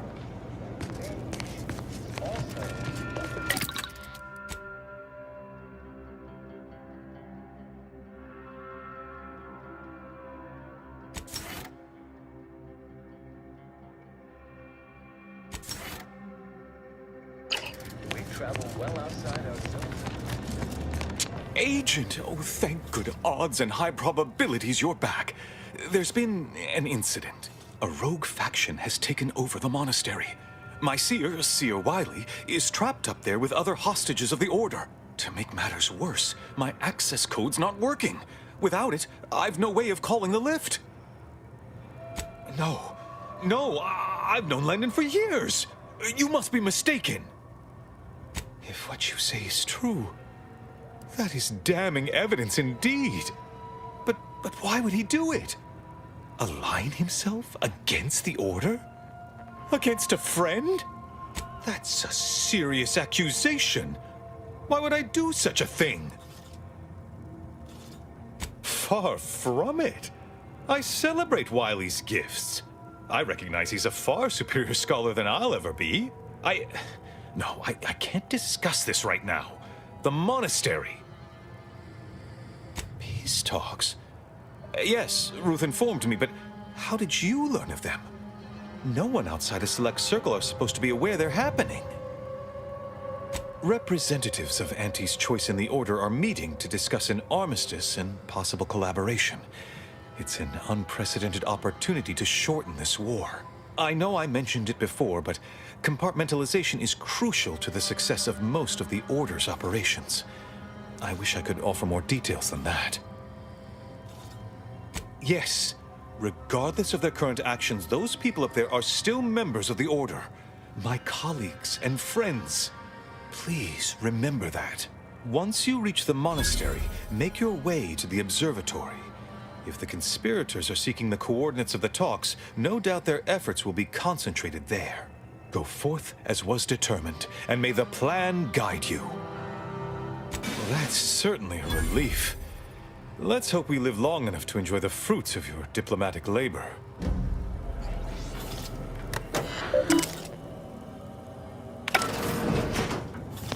Have you beheld that I've always wanted to fight a mathematician. The Oracle?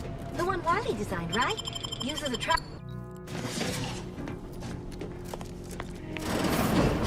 Are you sure that rope can support us? I am 100% certain that its tensile strength is marginally greater than our combined weight. Probably. Wait, look! Someone just came up via the lift. It must be unlocked. We'd love to help, but not as much as we prefer to leave. Plan guide you.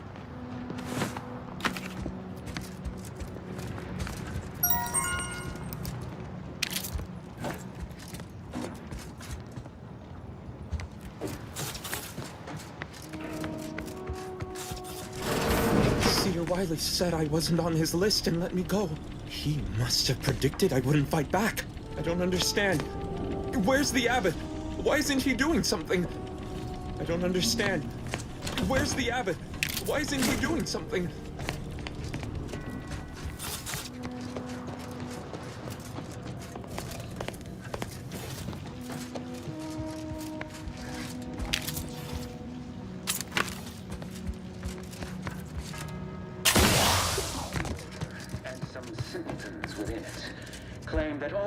I swear, the more he talks, the more pain it makes me want to inflict on his person. Nothing occurs without a catalyst. Today, we are that catalyst, setting into motion the future most aligned with the plan.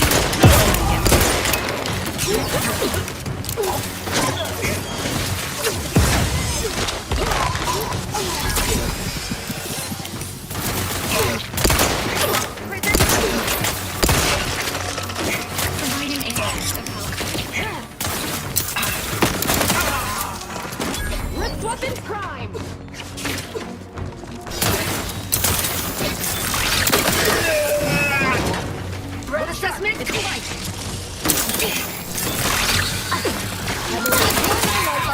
My dad!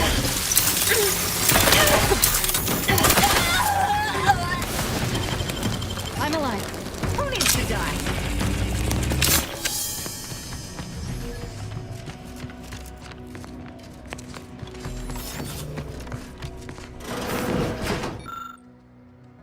Grand Architect's perspiring brow. If you try to cite the fourth pillar to me, what? Armed conflicts are not the inevitability you are making them out to be, Anya, but rather the result of a populace failing to adhere to scientism's stoic imperative. Oh, and I suppose we're going to pretend the second pillar doesn't exist? I must have just imagined reading Alfred Long's 75 Thesis on determinism then. Our lives are predestined, ipso facto. If there is conflict, then it was inevitable. Actually, an outside opinion might be useful at this juncture. Our current topic is whether war is ever justified. For the sake of time, please keep your answer brief. But what if widespread suffering is already taking place? Then its causes should be observed, quantified, and a non-violent solution found. You do not extinguish a fire with more flame. Tell that to the Protectorate. We're going in circles again. If only we had access to the materials we requested, perhaps we could settle this debate. I need the book Only Real Numbers, The Casualties of Appeasement by Exemplar Kwong. Second edition, not the first. That's important. And I require Archivist Mahler's dissertation on de-escalation theory. You should be able to locate both pieces of scholarship in the scriptorium. I'd also caution against borrowing additional titles. The scribes are absolute fusspots when their work goes missing. I'm sure I have no notion of what you're referring to. Good for him. About time someone put theory into application. What my colleague means is Landon Wiley is among our most gifted and dedicated seers. Whatever actions he's taken must be in service of the plan. I do hope no one's been hurt, though. I see. That is distressing to hear. But as we in the Order like to say, the plan actuates by deliberate means. Let us hope this conflict resolves itself soon. You're in luck. I just finished my third reread of it.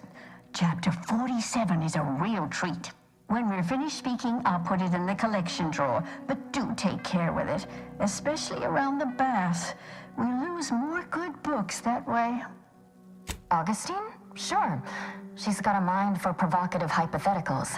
Asked a lot more interesting questions than we normally get. I will add it has been some time since we last saw her. Not since before the schism, in fact.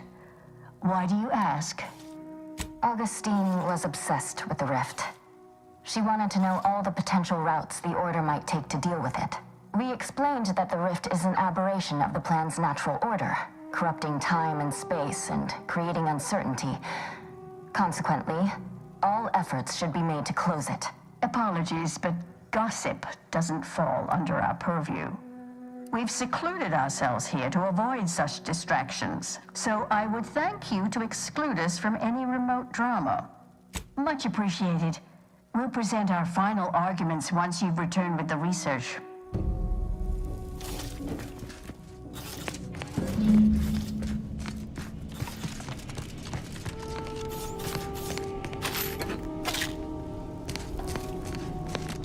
Those are N-ray junction boxes. That scanner might be useful to see how this place is wired up.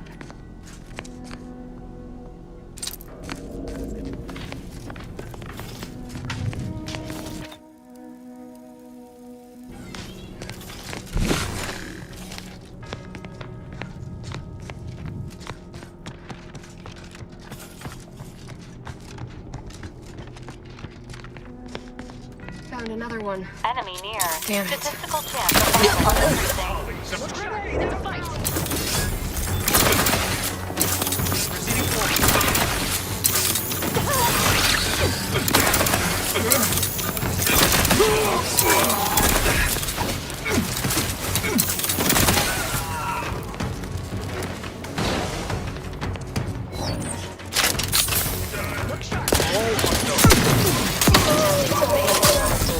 is highly discouraged.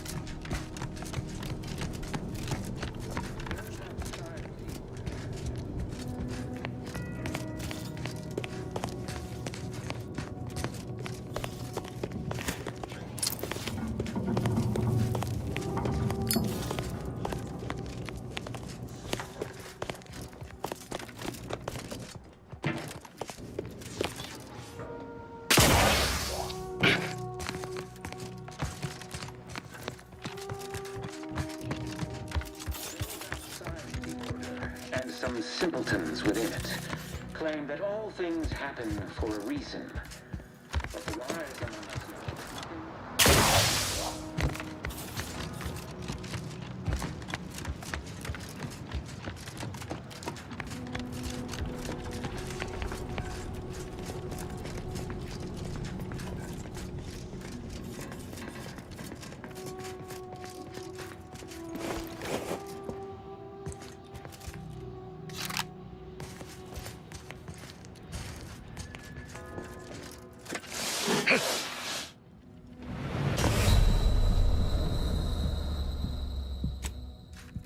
all now.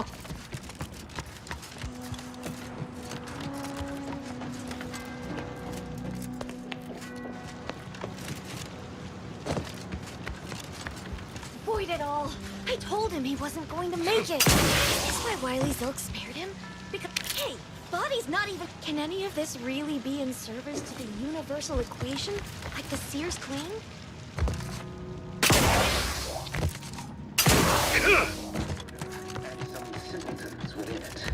claim that all things happen for a reason.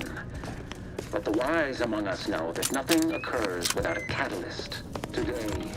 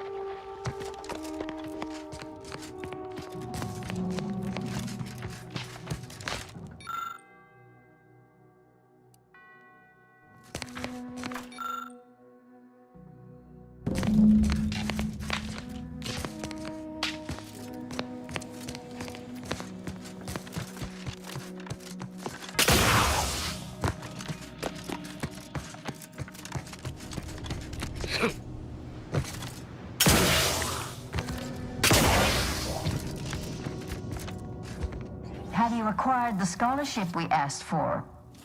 You're in luck. I just finished my third reread of it.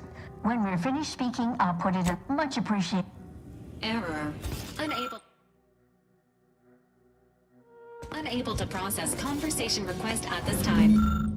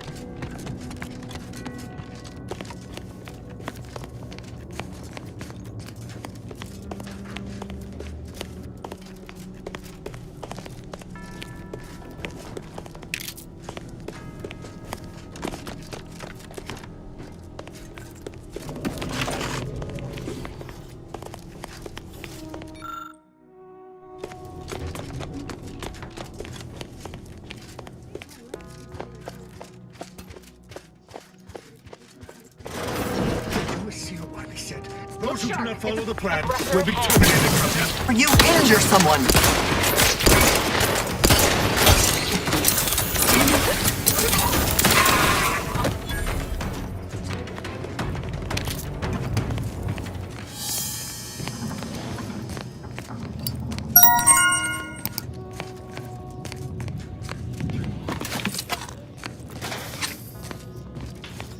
Look, I know this ain't gonna get to the abbot, but I have complaints that need registering anyhow. This monastery's too big for the staff we've got, and it sure seems like the scienticians and theorists here ain't fixated on keeping neat. I might just be a novice, but at 73 years of age, I have enough self-respect that I shouldn't be picking up another body's lavation towels. Still, ain't as bad as it was in Auntie's It's place. the unknown variable! Don't mean it's good.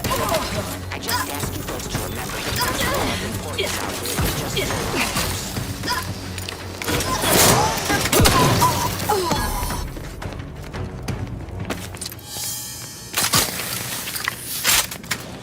Nowhere near as interesting as the taxidermied cross-sections displaying their internal organs I made when I was a child.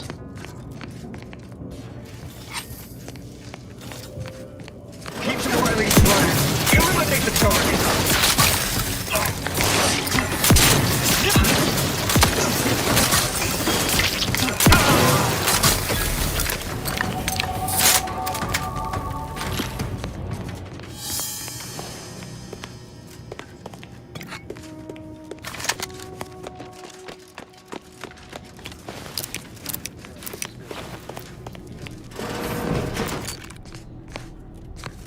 Based on the available map of the monastery, this would be the abbot's private room. The good abbot's intent on distracting himself from the misery of existence with worldly goods never works.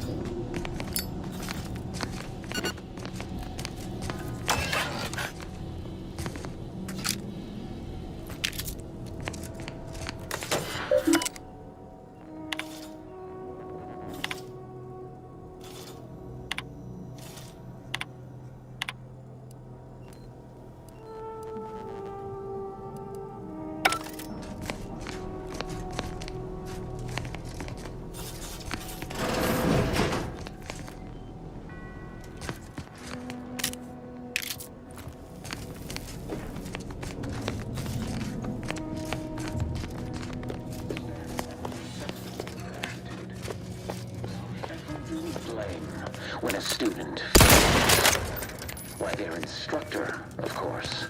Bishop Basar has failed this order as its preeminent luminary, and without our intervention, she would make peace with the crazy of anti-stress. This must be prevented.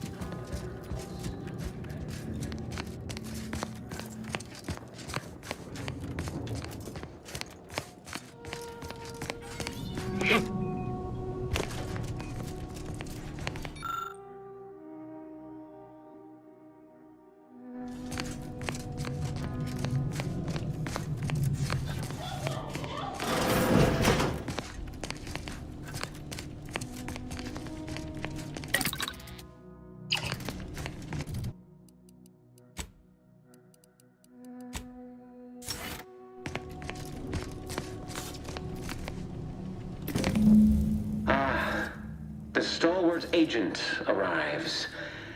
I need more time to finish my work, so I've prepared a choice for you. The hostages in the card press before you will die unless you intervene. If you go through the door on the right, you'll find the means to save them by solving a simple puzzle. Leave through the other door, however, and they will die, screaming in abject terror. But how could you call yourself an Earth Directorate agent if you allowed that to transpire? As if we'd fall for their stalling tactics just to watch these poor fools die slowly and horribly, mangled like punch cards. What were we talking about again? Current priority, stopping Agent DeVries. Secondary priority, preventing the Seer from assisting Agent DeVries. I prefer to kill my enemies first, innocent hostages later. Acknowledged. Updating priorities. Definitely not. We should be the only ones killing hostages around here. Praise high probability. Wiley trapped us here. He let some other go. Normally I'd suggest picking the lock on that safe, but it looks to be rigged to that ridiculous puzzle of a bug.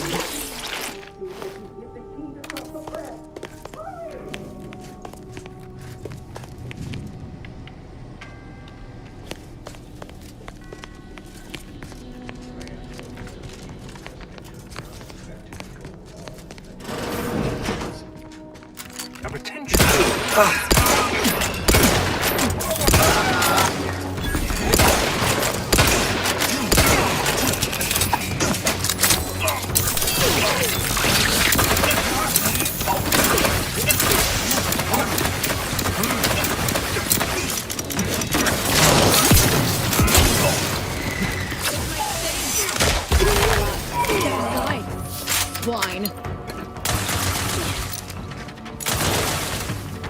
Maintaining. Alive.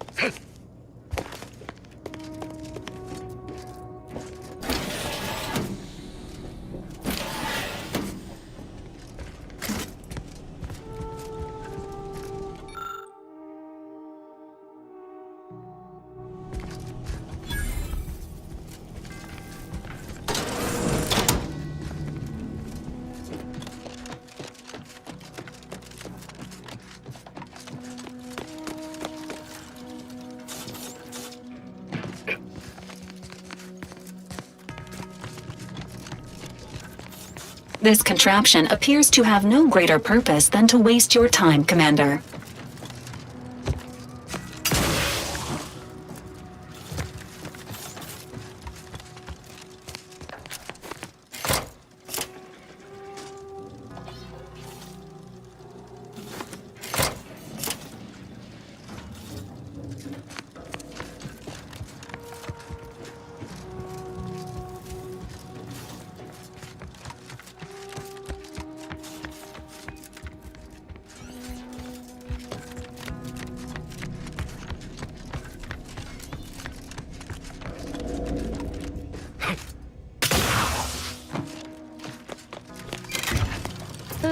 Seems we've effectively begun their puzzle.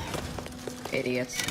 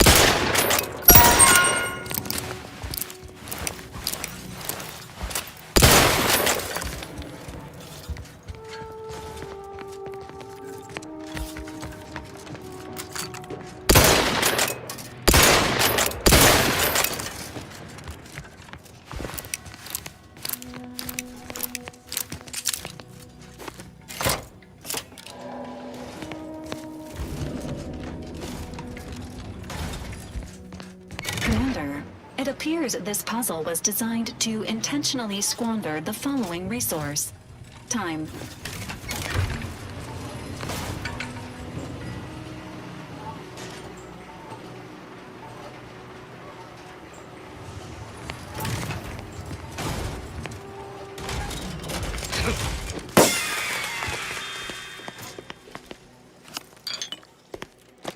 Ah, see?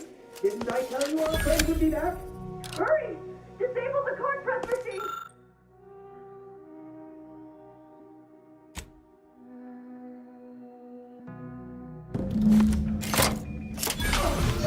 Congratulations, Commander. These hostages are no longer under threat of imminent pulverization.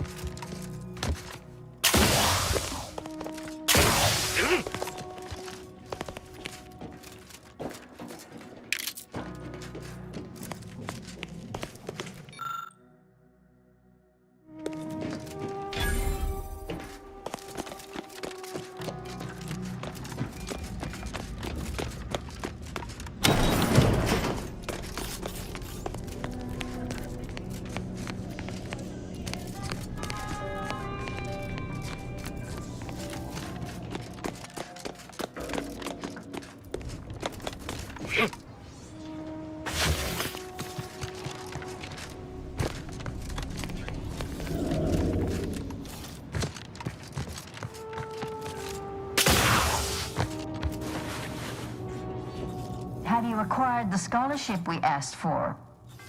Wonderful. Please deposit the titles in that drawer there, and we will review it forthwith.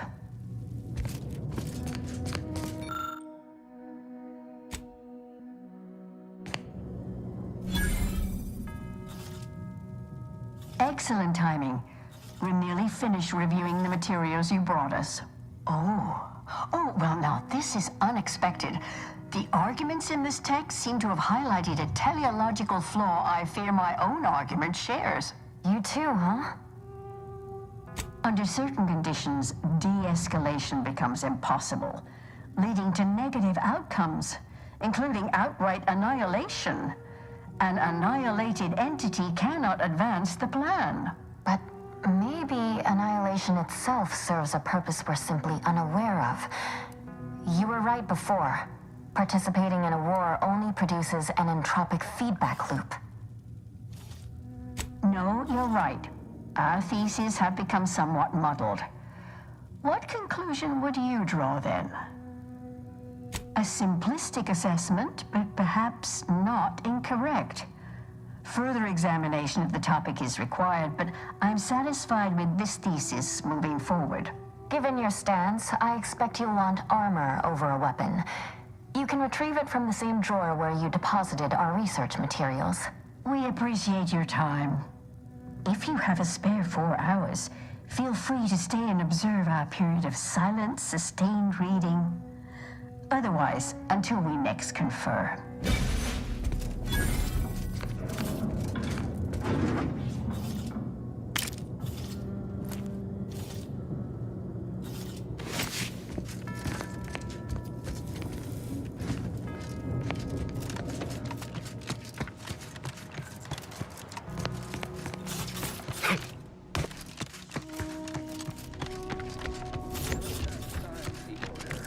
Some simpletons within it claim that all things happen for a reason.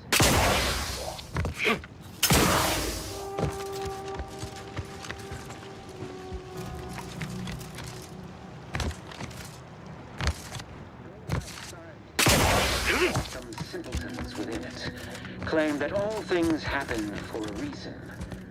But the one us know that nothing occurs without a catalyst.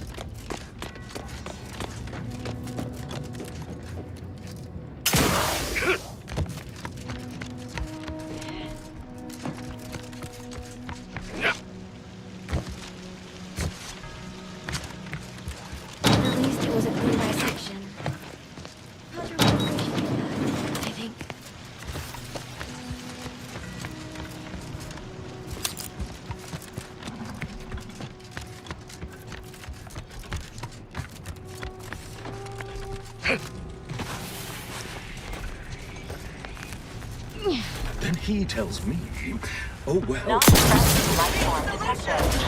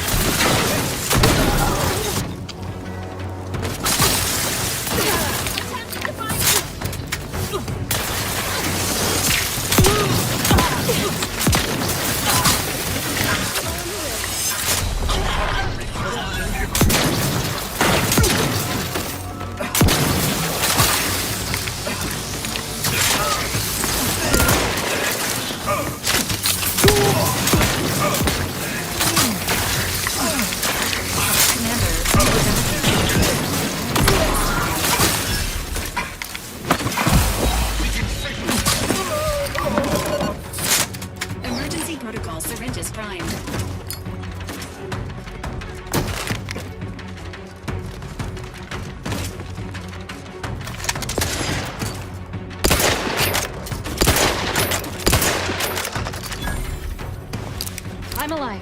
Who needs to die?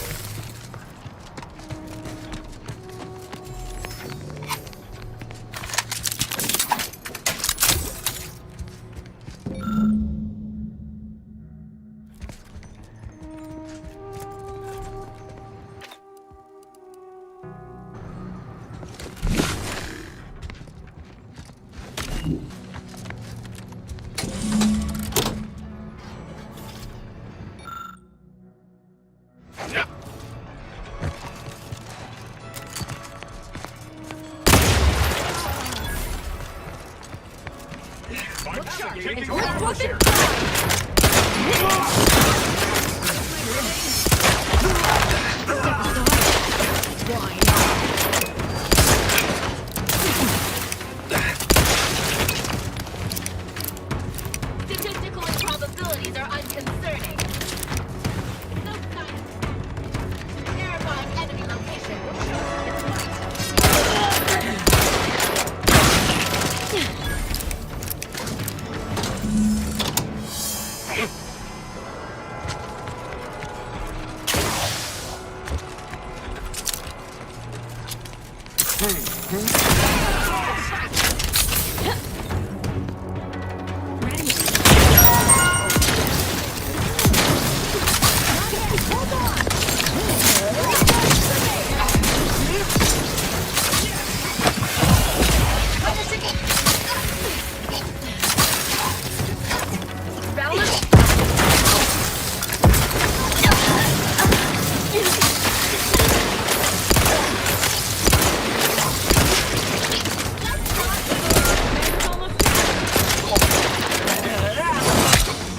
Moving up to improve accuracy.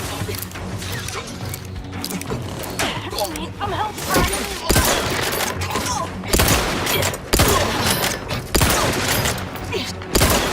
Progressing.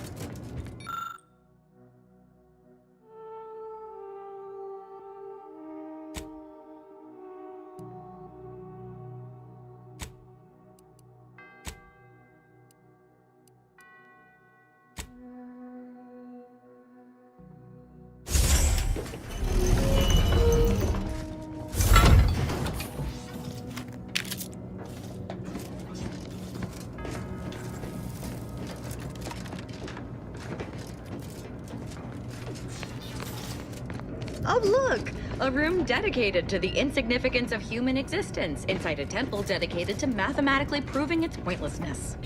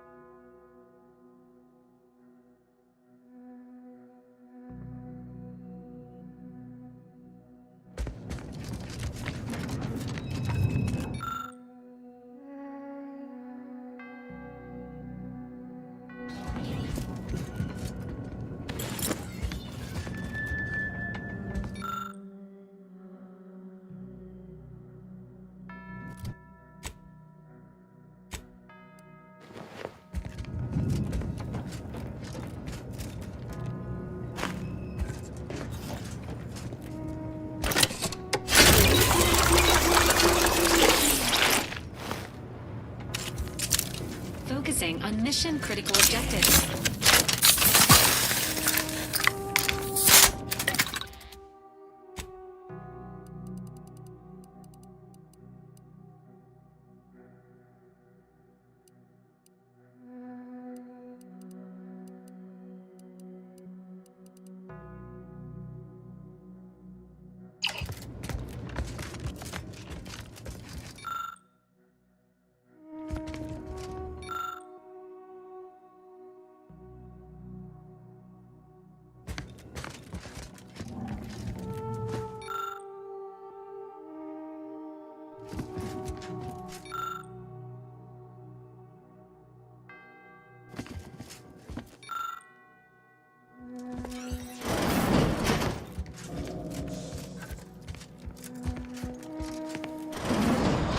So Clemens and Svoboda's killer arrives. So much of our plan ruined because of your meddling. Victor's explosives would have minimized casualties on both sides. You may have bested my peers, but they were never my equal anyway. And neither are you. You took so long, I was beginning to think my little puzzle actually stumped you. You seem confused. Allow me to delineate on the totality of your failure. Saving the hostages delayed you just long enough for me to complete my work. I was able to transmit not only the coordinates for the peace talks, but also the station's security protocols, giving Augustine control over its automechanicals. She has everything. I trust you're not implying something untoward between us. The Order has been dislocated from its ideals, becoming the opposite of all they espouse. DeVries and I are merely providing a necessary realignment. What in the architect's computational summary are you on about? This proves nothing, except your willingness to trespass into other people's correspondence, and Joseph's inability to express himself clearly in the written form.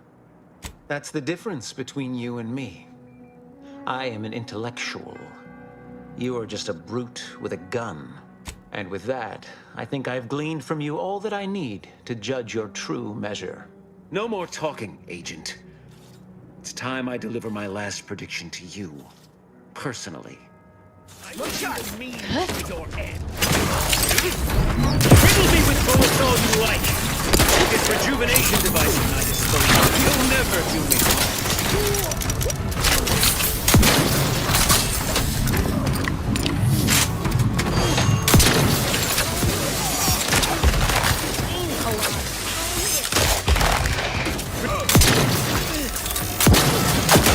Clever little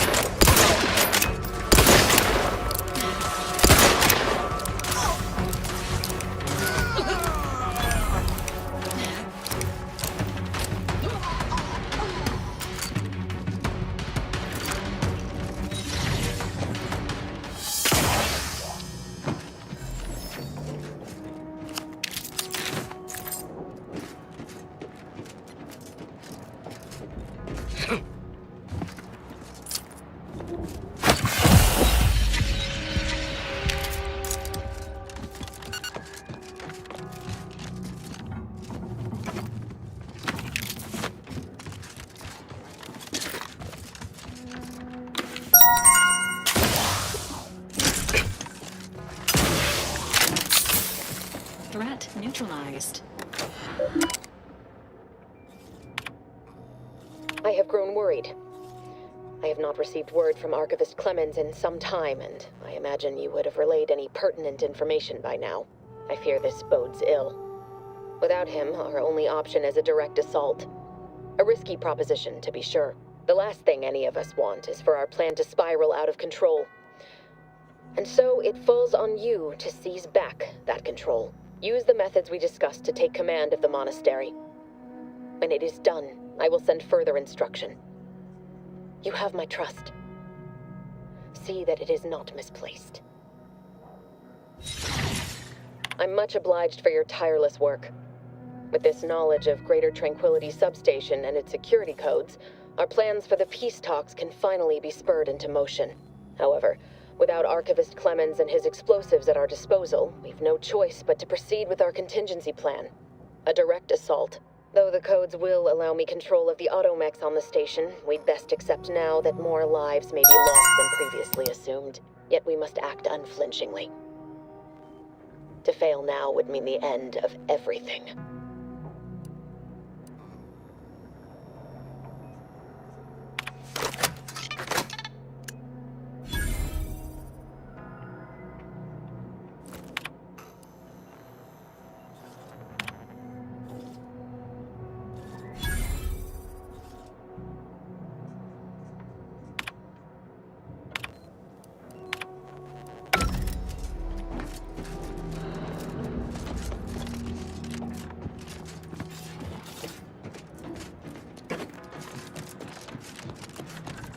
The peace talks are imminent, Commander. Please return to the incognito when you are ready to depart.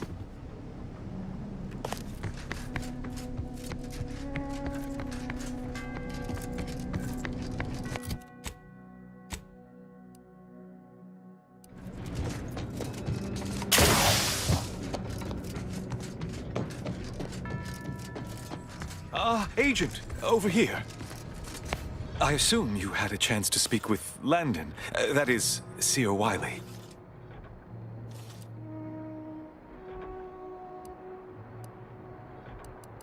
I appreciate the sentiment, but there is now ample evidence disproving that fact. The truth is, I held Wiley back. I kept him from advancing for my own selfish gains by spreading lies and false concern over his competence behind his back. If I had not thwarted his ambitions... No. Those hypotheticals are best considered in private, I think. Such unpitying callousness. I'm sure you also think me to blame for all of this. But you have to understand my position. How ill-equipped all in the Order are for this new world. With the schism and now the war, the Order stands alone for the first time in its storied history. We have no experience with governance. Well, myself especially. I won't keep you any longer. Thank you for your assistance in reclaiming the monastery. Regrettable as the business was. You are welcome to collect the experimental weapon back inside the observatory, the Oracle. It was Landon's design. Only seems fitting you take it. May all your future endeavors proceed in accordance to the plan.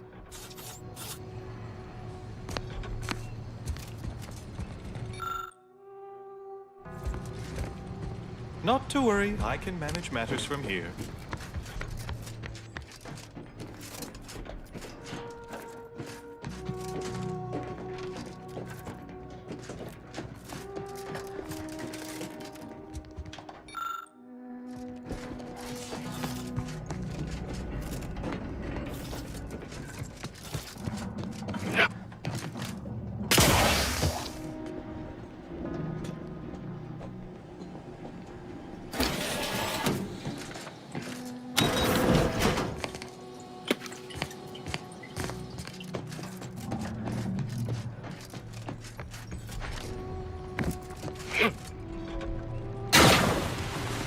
I don't know what you're complaining about. We emerged totally unscathed.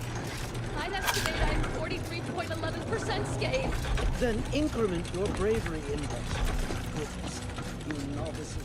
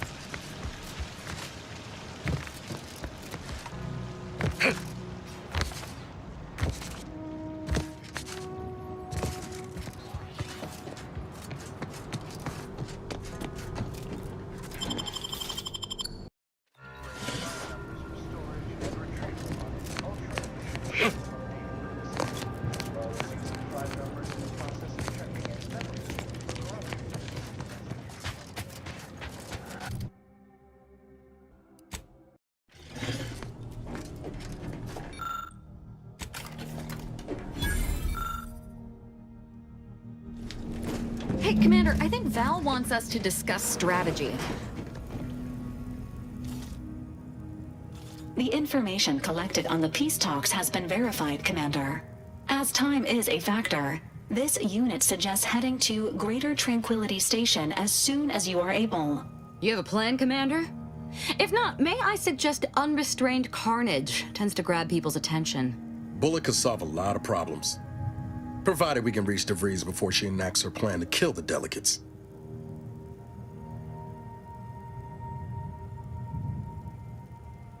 Exactly. It ain't just about the delegates. It's the civvies who always pay the greatest price. Records indicate Greater Tranquility is a derelict station. Consequently, the ideal route to reach the main chamber for the peace talks will be through its underbelly.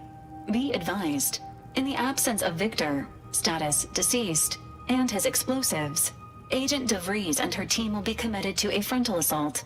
Due to delays incurred while saving the Order hostages, DeVries also has the codes to control the station's security automechanicals, and will assuredly deploy them against you, Commander.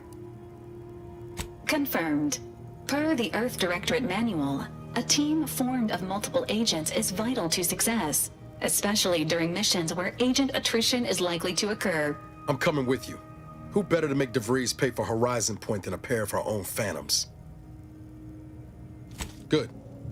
Would have been a shame if DeVries was the reason for us falling out too. Confirming coordinates for Greater Tranquility Station. Confirmed.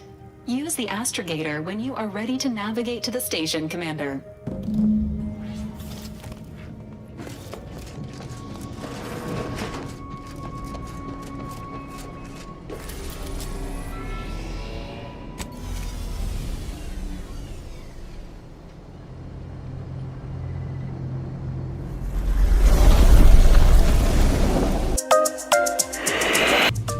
Battle Gamer.